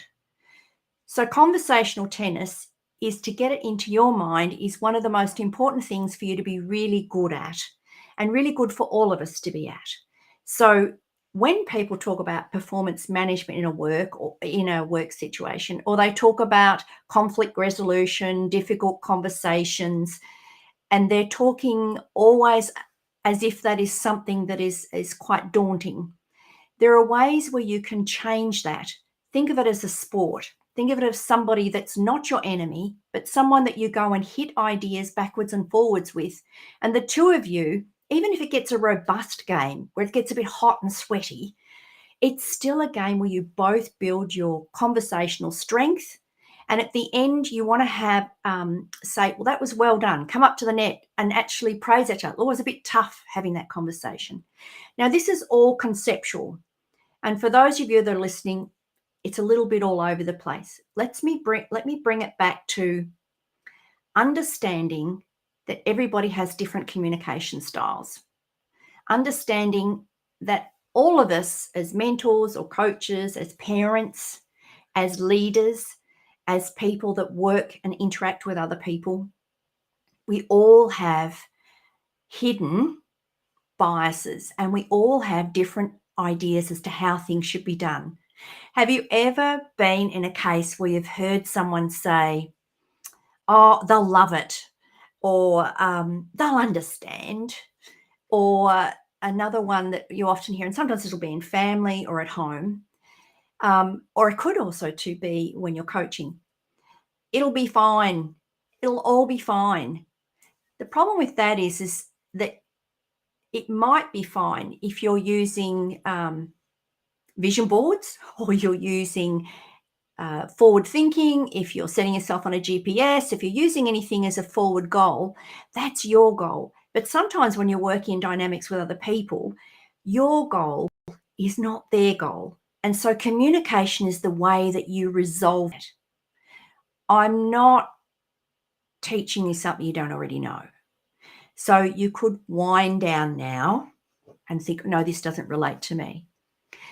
But in those 40 odd years where I've had to work with different organizations, one of the core things in relation to organizations not working effectively, internal conflict, misunderstanding, low productivity, mental health issues, people being stressed, people not being able to get along, what's happened is that has been a communication breakdown. So if you can think of it as a game of tennis, I'm actually going to digress a bit and just talk to you about, and I should have said to you, look, sit back. I'm a storyteller. You'll be able to relax through this, but I want you to imagine a couple of examples, because they'll be greater than anything. You'll put your context into it rather than me give you an example. I want you to imagine, if you don't mind, that not so long ago, I was at a theme park, and some members and friends that I knew, members of the family, friends that I knew, were very excited because it was a case where they had brought their kids together, children, I should be speaking correct English for those that are overseas, bringing children together where they had planned for years. And these particular couples that had gone to this place, and we had a theme park here in Australia, which is called, what is it called? It's not Movie World, not Dream World, SeaWorld, sorry, with the animals. So at SeaWorld, there is this amazing ride, which is called a log ride. It looks like it's water channels that end up going up over a large climb through some tunnels, and it swings around on the top of a building. And then there's a massive drop. Now you're sitting in what looks like a log, combination of a log and a Viking ship.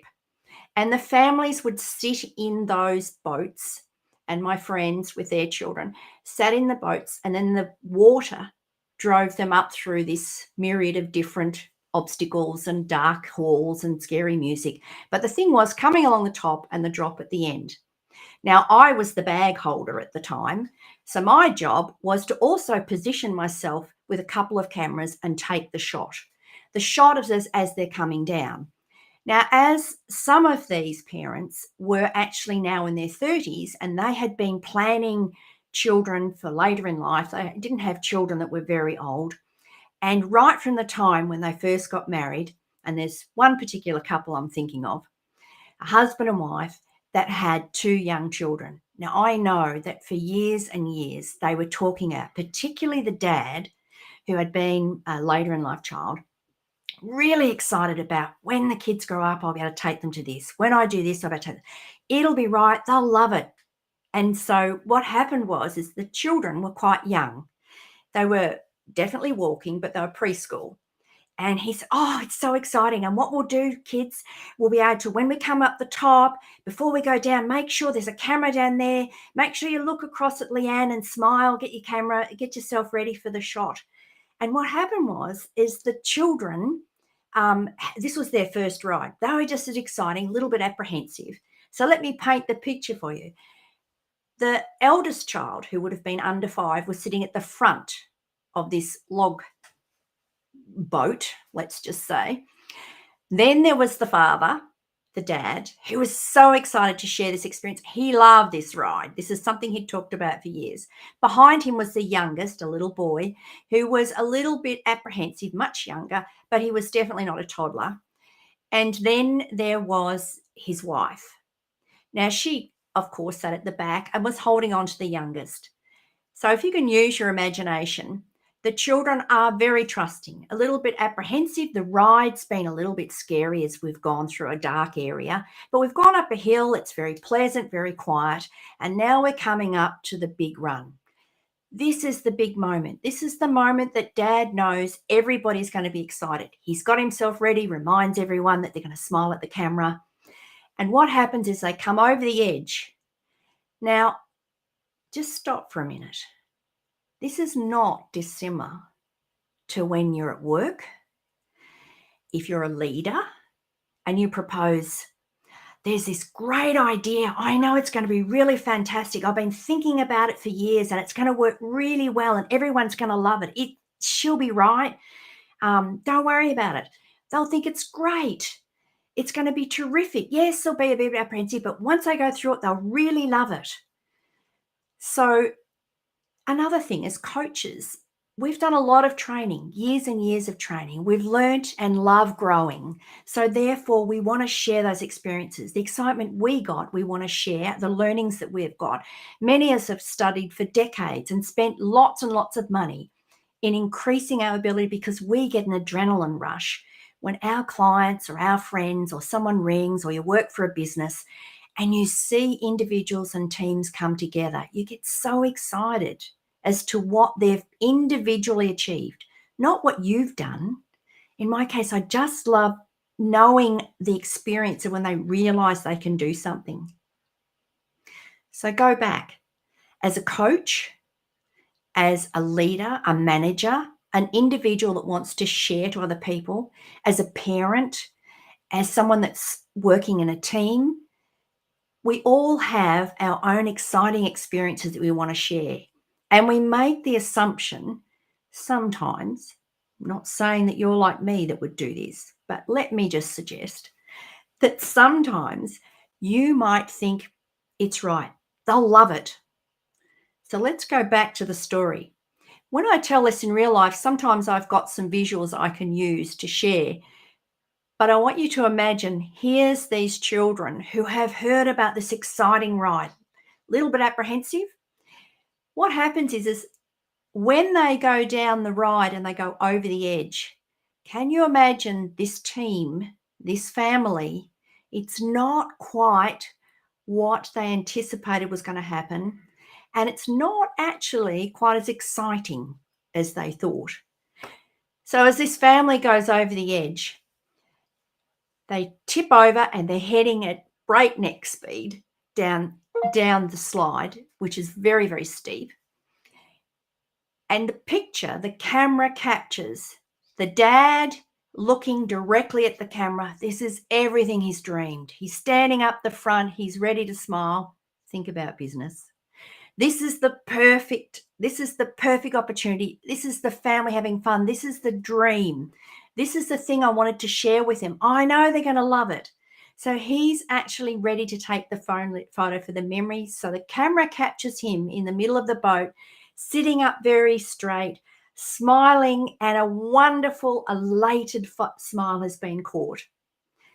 In front of him is his preschool daughter, and she's not quite responding the same way. She's going, gripping the thing, and her face is actually just showing complete terror. Behind him is then the little boy being cuddled by his mum. The photo captures the mum's face, who's actually smiling, but thinking, oh, I'm not certain. You can just read it. I'm not quite certain if this is what I want to do, if this is what the children, I wonder how they're going. And there's the little boy in front of her that she's cuddling, and he's got the look of trust, but no, I don't really like it. So just stop for a minute. The intention was that everyone have fun and this was going to be a great moment. The dad's not at fault, but what hasn't happened in that particular case is he didn't anticipate that not everybody's understood the conversation or understood what was going to happen. Let's have a look. That capture of moment, the little girl absolutely positively knuckle white scared, the dad poised for the photo, the little boy trusting his mum inside her grip that he's safe but not really happy, but he had apprehension. And the wife who was smiling and supportive of the idea, the concept, but was also had that little bit of concern, is this right? The reason I use that example is when you go into a business meeting, or when you are talking to a contractor, or when you're negotiating something about your pay rise, or you're negotiating about something you don't agree with, or you're talking about your performance management, you're actually adults. You've learnt that if you don't really like something that your boss or your coach or someone else talks about, you can be quite deadpan. You can actually not communicate it. You can keep that to yourself. The problem with that is you're not communicating and letting people know that this is not the environment that you think, thrive, or work or enjoy as your best. Therefore, you're not going to be communicating correctly or honestly to the person who's really excited. You don't want to let them down. Your boss, your coach, the person that you're negotiating with, your husband, your wife. If there is a person that's really excited and you're not conveying or communicating your feelings, there is a breakdown, and long term, neither of you get the answer that you want. Go back now to the performance management. It's exactly the same. Somebody has an anticipated expectation of what's to be done. Or what about a coach? Or what about someone who's training you, or someone you're training? Your idea of the time, if you don't effectively recognize what the other people are feeling in that meeting, in that conversation, then neither of you are going to have any fun. Neither of you are going to get a result, and neither of you are going to get an outcome that both of you are happy with. So one of the examples that we can use is an extrovert and an introvert, different forms of communication. Don't turn off now, because everyone normally knows what an extrovert and an introvert is.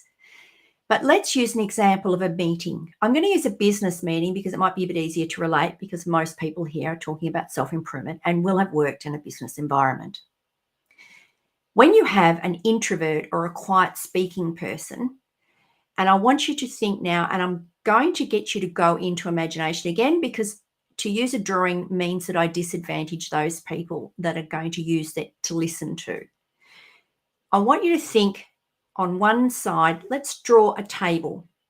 On this side is talking, and on this side is thinking. So when you go into a meeting, let's think of the extrovert first. When an extrovert goes into a meeting, an extrovert in the talking side, you come into a meeting, they can thrive without necessarily an agenda. They can wing it. They can get their information, and they'll talk quite a lot in the meeting to get the information they want, bouncing off and getting energy from other people. Extroverts think externally. I'm going to talk extremes.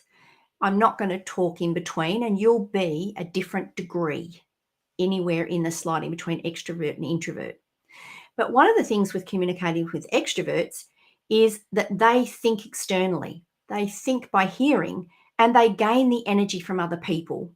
So when you say they're loud, they're actually not only getting energy, but they're getting information, and they're bouncing off ideas. I'm a high-level extrovert, and I know that I talk in draft. I don't care if I'm wrong, because I'm throwing out an idea. I'm throwing out a concept. And if someone disagrees, that's fantastic. They are my actual risk management strategy. So when we go into a meeting, let's once again go back to that imaginary meeting. Everybody comes to the meeting. The extrovert is who we're talking about. The extrovert goes out of the meeting. They do a lot of talking in the meeting, a lot of thinking. They'll actually then go out of the meeting and then probably make it to the corridor before they'll talk to someone. I've been thinking, or what did you think about this? And so that's their talking stages in the meeting. They'll go out for 30 seconds of thinking, then they'll dash back to talking to someone. They might make it to their office before they flick back, and then while they're walking, they'll be thinking a bit. And then while they're talking, they'll flick back and they'll see someone on the way to the office. They'll see someone sitting at their desk. Oh, I've been thinking. Or they'll pass the coffee machine. So they go backwards and forwards between talking and thinking. So from the meeting, they've gone in and out of thinking. As soon as they see someone, they'll talk and get their opinion. And then they'll go back to thinking again. They might make it to their office, and then they'll ring someone up and they'll say, oh, I've been thinking, what do you think about this? So they're externally thinking. They actually snake all the way down between thinking, talking, thinking, talking. They're the ones that when they walk past your office, they'll think, I've been thinking, or what did you think about this? Or at the coffee machine. So what happens is an extrovert will then come back into the meeting and they'll do more talking. Now let's look at an introvert. An introvert would prefer to go to the meeting, and this is the meeting side here. They prefer to go to the meeting, and they would actually like to get an agenda. So when they get to the meeting, they've already thought about what questions to ask. They know the outcome, and they're not going to waste time. They actually like and gain their most strength out of their own privacy and their own peace and quiet. So at the meeting, they won't say much, but what they will want to know is by what time, by what standard, to what date, and what tools. There'll be lots of talking by the extrovert, but that's all the extreme introvert will want to know. Then they will go out of the meeting straight to their office, and they would prefer to then spend time working on the project uninterrupted till they come back to the meeting on time. Now, can you see the zigzag of interrupted conversations that an extrovert needs from talking, thinking, and an introvert that actually wants the information and then does the thinking that prefers undisturbed to come into the meeting to the result? Can you see that somewhere in there is going to be interference?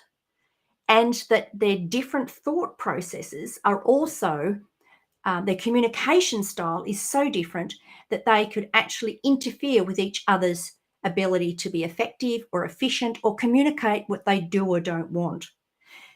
What that also means is, let's go back to the conversational tennis. Imagine the introverted person is sitting at the end just wanting to be left alone, and they're the one that the extrovert is sitting on the other, is playing on the other side of the court. Let's play a game of conversational tennis. Let's work this idea out.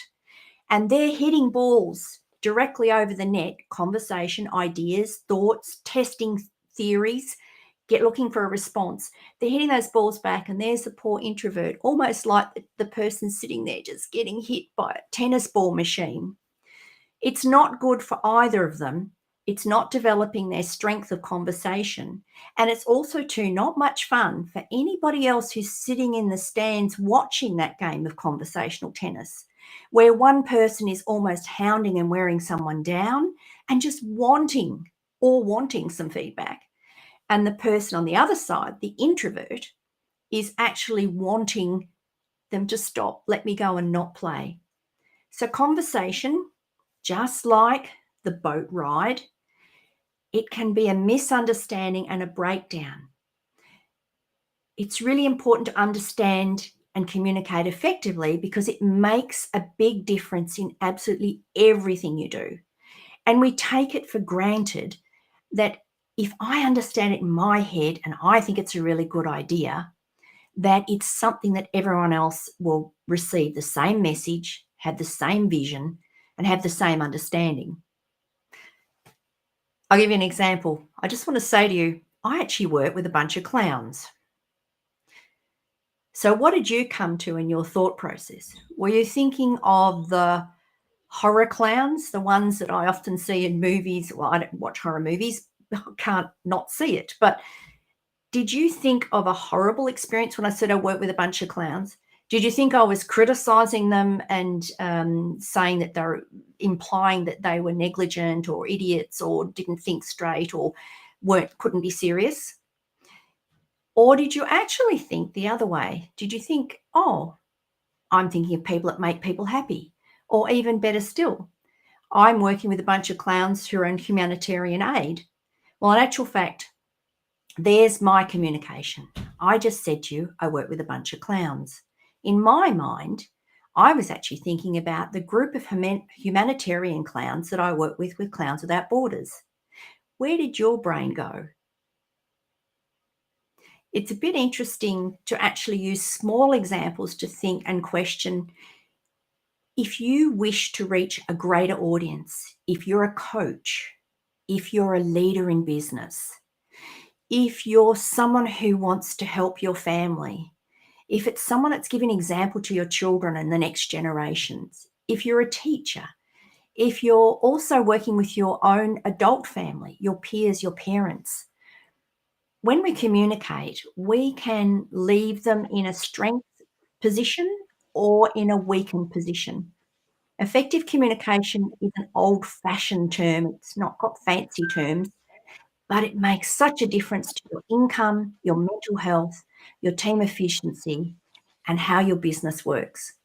And just one other thing I would suggest, if you've ever worked with a team or family members or friends in synergy, it is amazing.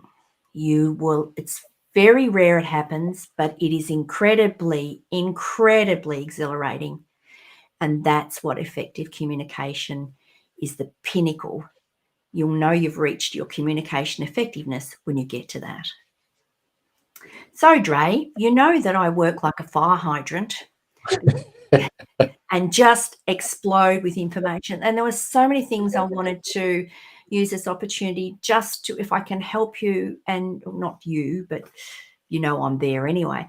But anyone who's listening, there's so many different people listening in, and if there's anything I can do to help you in any way, shape or form, I felt communication was the most important, because that's the thing. Lack of it creates anxiety and poor performance in yourself and others, and getting it right makes your life incredibly different. So I hope that's helped. Leanne, I just want to say that was absolutely fire. So we've run over time. I've just got a couple of questions for you. Number one, what's the best way for people to get hold of you? If you've got LinkedIn, LinkedIn's the best way through Messenger, or look on LinkedIn. It actually has my private phone number. I'm normally a private reference. I don't do a lot of advertising. It keeps me busy anyway. But I am on Facebook, my private Facebook. I believe you will have a link there somewhere where you, Dre? Yeah, there's a link on there. Yeah, I'm not really good with that medium. It's actually more my friends on there, but please feel free. Always happy to help, happy to chat. I'm pretty, love conversation.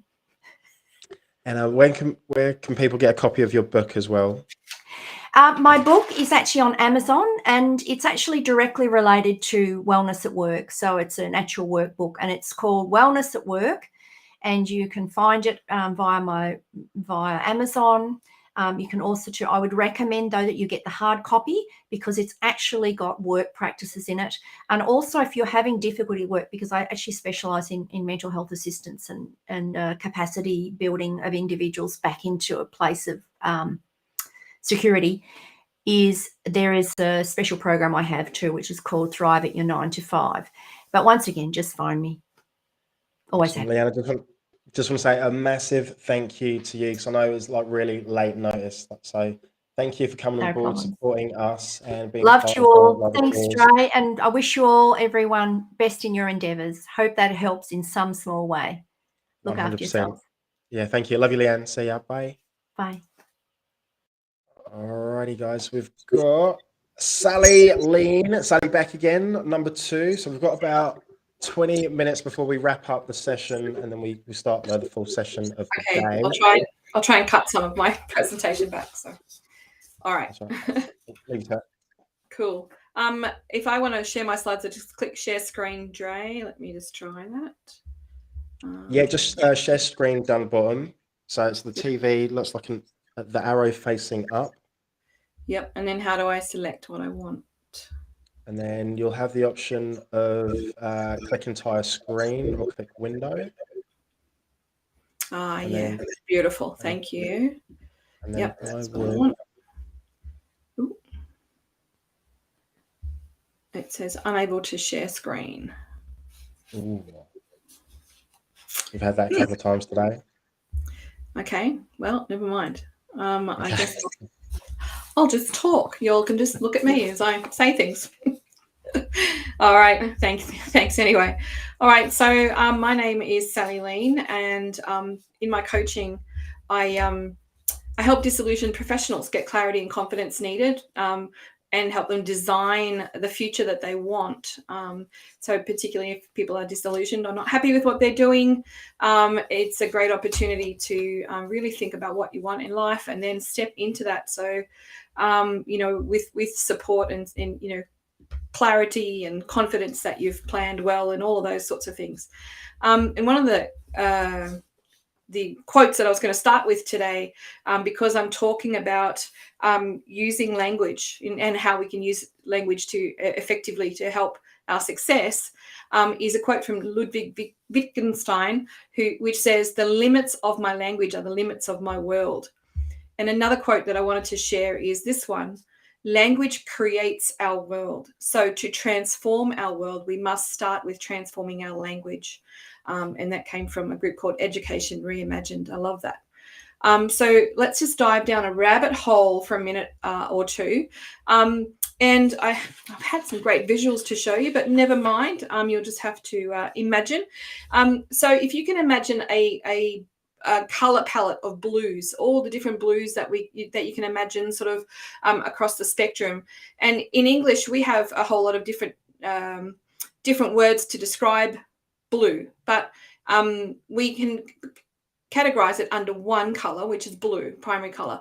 But language like Russian, for example, doesn't have one word to describe blue. They have two main ways to describe blue, and it's light blue and then a darker blue. So the two Russian terms there. And interestingly enough, Russian, when shown a color palette of blue, Russian speakers can actually identify more blue, different hues of blue than English speakers can. So it's really fascinating. I love this kind of stuff. So we're just down the rabbit hole, sort of, playing around and understanding language a little bit here. And, then you look at groups like the Inuits and the Yupiks and Aleuts across Greenland and Alaska into northern Canada there. And they have like, I don't know, over 50 words for snow. Now, I grew up in Australia, so I didn't even see snow until I was 12. And, if I think about snow, I think of light snow, heavy snow, or blizzard, that's another word. Icy snow, you got to watch out for that if you're skiing. And powder snow, that's the fun stuff. So I have about 5 terms for snow, which is fantastic. That's probably all I need, considering the amount of times in my life I've actually been skiing. Although I must say I did have a fantastic few days at Whistler in Canada there a few years back. But so it depends. If you're a snowboarder or a skier, you're going to have more terms than I do, to understand about snow. So it sort of depends on your language usage and what you need. So I have spent, so to introduce myself a little bit, I've spent 22 of the last 30 years living in Asia, and I'm a fluent speaker of Chinese.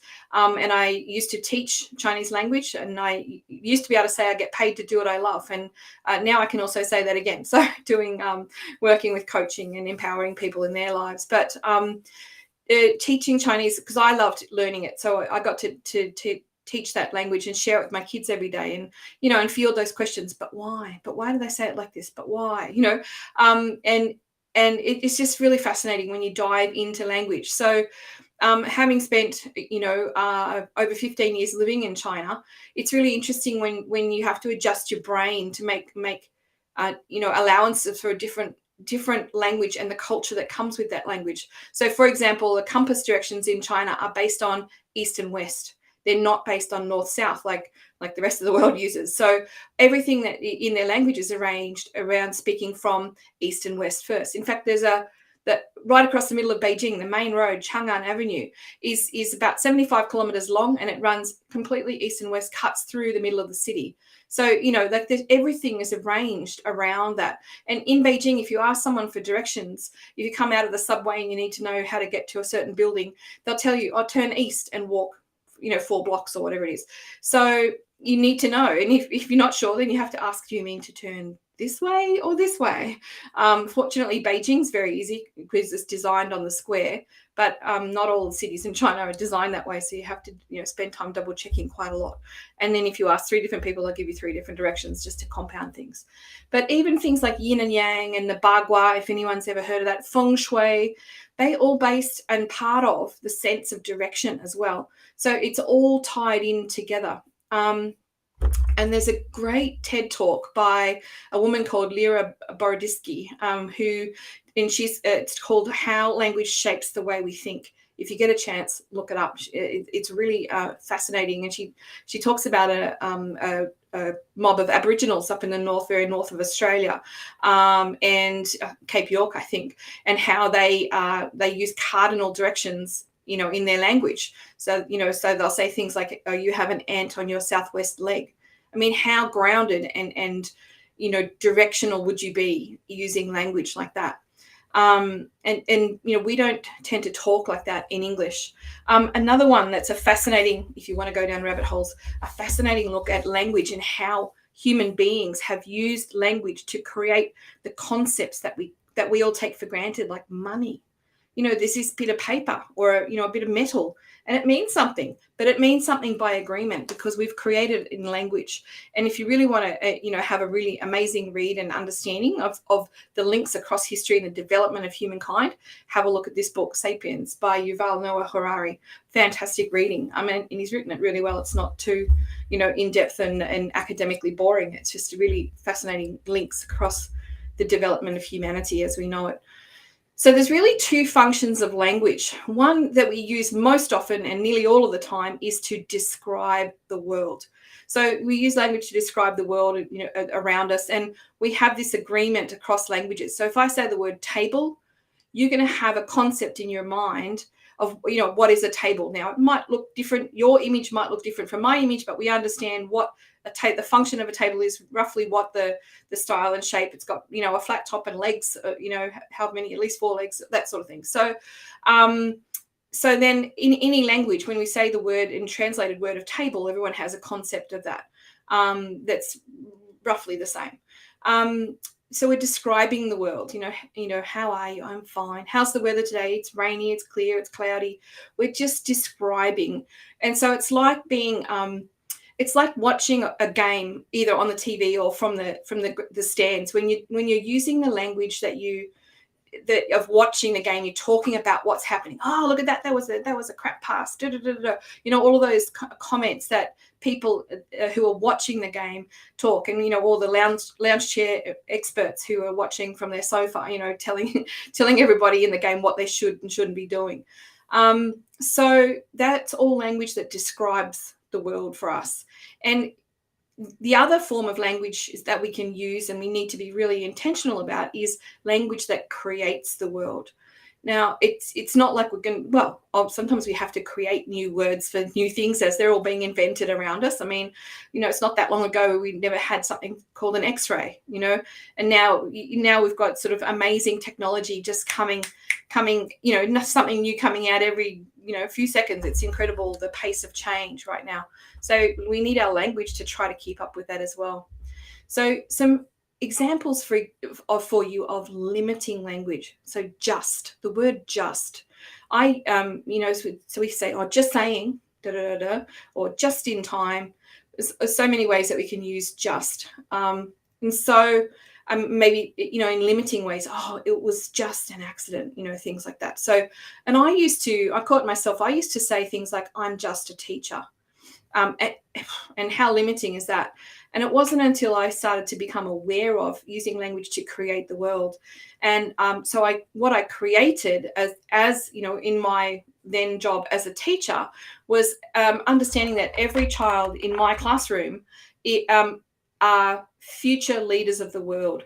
So, you know, that naughty boy who's always acting up, you know, he could potentially be, you know, an ambassador in the future or some sort of business guy, because although he couldn't sit still in my classroom, he had a really brilliant mind and whatever. We don't know who they are yet, especially when they're younger. So thinking, you know, and creating my students for me as future leaders of the world, and some of them already are doing incredible things, I have to say. So that's who they became for me. And that then shifted the whole way I went about my teaching. If that's my responsibility to be teaching language to future leaders of the world, then that shifted the whole way and the context for me of what I was doing. Okay. And it suddenly seemed a whole lot more important. And, you know, as I, you know, worked through different things that I was working on in Asia, I set up a teacher training project for the Chinese government. Pretty unusual for a foreigner to have that opportunity. It was incredible to be able to make that difference for their English language teaching and the way that they were doing that not particularly effectively. So, you know, set up this massive project, you know, and worked with that for a few years. And then I moved to one of the largest international schools in the world, and was based in Singapore for a few years. And just again, just caught myself using, you know, these opportunities in big platforms. So I was able to really dive into creating a language immersion program. Kiddos doing the same curriculum learning, but doing it all in Chinese. So my language that I speak is Chinese. That's my specialty. And working with other language teachers on effective ways that we can teach and use and have our students building language instead of, you know, I can't tell you how many parents have, you know, told me over the years, oh, you know, I learned 6 years of French in high school and all I can remember or say is croissant, you know, or something like that. So, and pardon my Australian accent. So, you know, language is so important. Another example of a limiting language is try. Oh, I'll try and get that done for you. I'll try and do that next week. I'll try to remember that important thing. And you know, you have to try harder. So try is a really limiting word as well. And in the, you know, committed world where you're really committed to things and intending things, you know, it's not going to be very effective if you just use the word try, try. It's very wishy-washy, and there's no commitment there at all. If anyone's seen Star Wars, maybe we have some Star Wars fans here. You've probably seen the meme that goes around of Yoda, and and it says do or do not. There is no try. And that's my impression of Yoda there for you. But do or do not. There is no try. Take the word try out of your language. And, instead, I invite you to use language like my intention is ... I am committed to ... or maybe I am not committed to, if you see that something isn't going to work for you. So really, like, being intentional about the way that you speak and use words that don't include things like just in a limiting way or try. So thinking about growth mindset, we want to look at that. And I don't know if many of you have seen the meme of, a man walking his dog, a little cartoon. Usually they show up a man walking his dog, and the thoughts coming out of the man's head, this big thought bubble of massive, like, all these things, and I have to do this, and thinking of all the things as they're walking along. Meanwhile, the dog is walking along beside him, and all that's in the dog's mind is the two trees that they're walking toward. So are we being mindful, or are we just being mindful? Full minds, or being mindful? That's my question for you. And that's also, as coaches, what we want to bring really intentionally to our clients, to see and have them look and see and be empowered in noticing when they're just being full or being mindful. The conscious mind and the unconscious mind, I love the image of the iceberg, right? There's a little bit at the top, and then there's all the iceberg underneath. And the unconscious mind is responsible, the conscious mind, is responsible for about 10% of the functions of what we do and say and think. The subconscious mind, or the unconscious mind, is responsible for 90% of the functions that we do and manage on a daily basis. So when we go to bed at night, we're not thinking about, I need to breathe, I need to make sure that I sleep in a certain position. That all just happens. That's the unconscious mind doing all of that for us and running all of our bodily functions. We have all this information flying in at us, like millions of bits at a time, and all we can process is 128 bits. So what do? As human beings, we delete, we just can't even absorb some of it. We distort it, because we can only remember certain parts of the information that come in at us. And then we also, what do? Delete, distort, and generalize.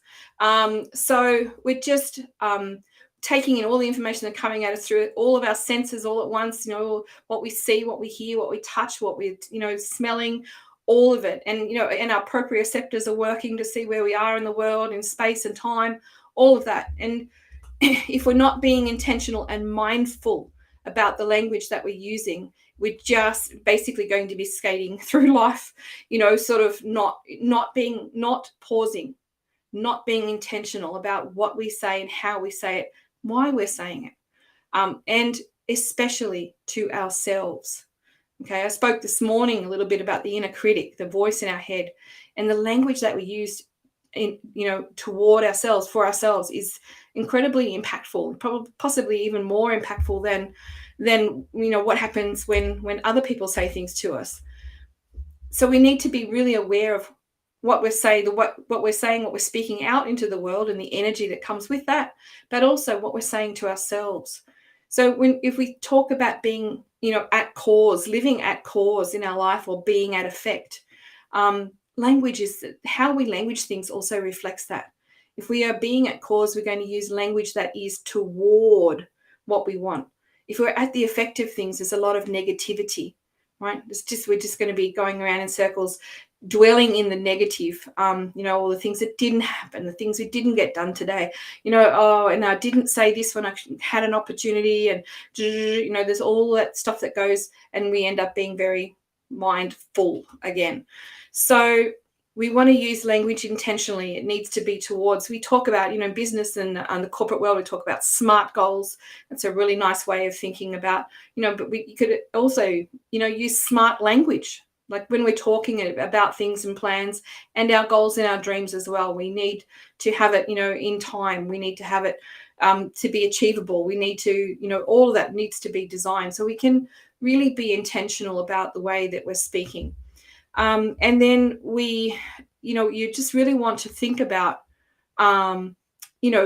if you are using the language, if you're not getting the results that you want, then look and see, how is the language driving the language that you use to others, the language that you use to yourself? How is that driving, either the success or the limitations of what you're not getting, perhaps? So have a look and really, work with your coach, or, if you haven't got a coach, if people are here that are not from the coaching world, just get really super intentional about the language that we use. I mean, sometimes when we're presenting, we're really focused on what we're saying, like right now for me, but on a daily basis, we need to be transforming the way that we speak so that we are looking, we're really focused in that forward motion with our language as well. Otherwise, we're just left with a big list of reasons as to why we haven't got what we want. And another thing that we often talk about, so speaking, of setting goals into the future, we need to be able to language those goals and also create, the idea of a goal and a dream that we really want for ourselves in our lives. It needs to be something that is going to pull you forward, right? So it needs to be language, and sure, you might address it. It might shapeshift a little bit over time as you get closer to the goal that you originally said. You're going to morph that goal, but it always needs to be forward, towards language. So, one of the reasons why, for example, I called my business Lean, or two reasons. That Lean In to Succeed. My surname is Lean. So, why don't I just borrow that saying that's going around? Lean In is, obviously Sheryl Sandberg made it really famous, but and others.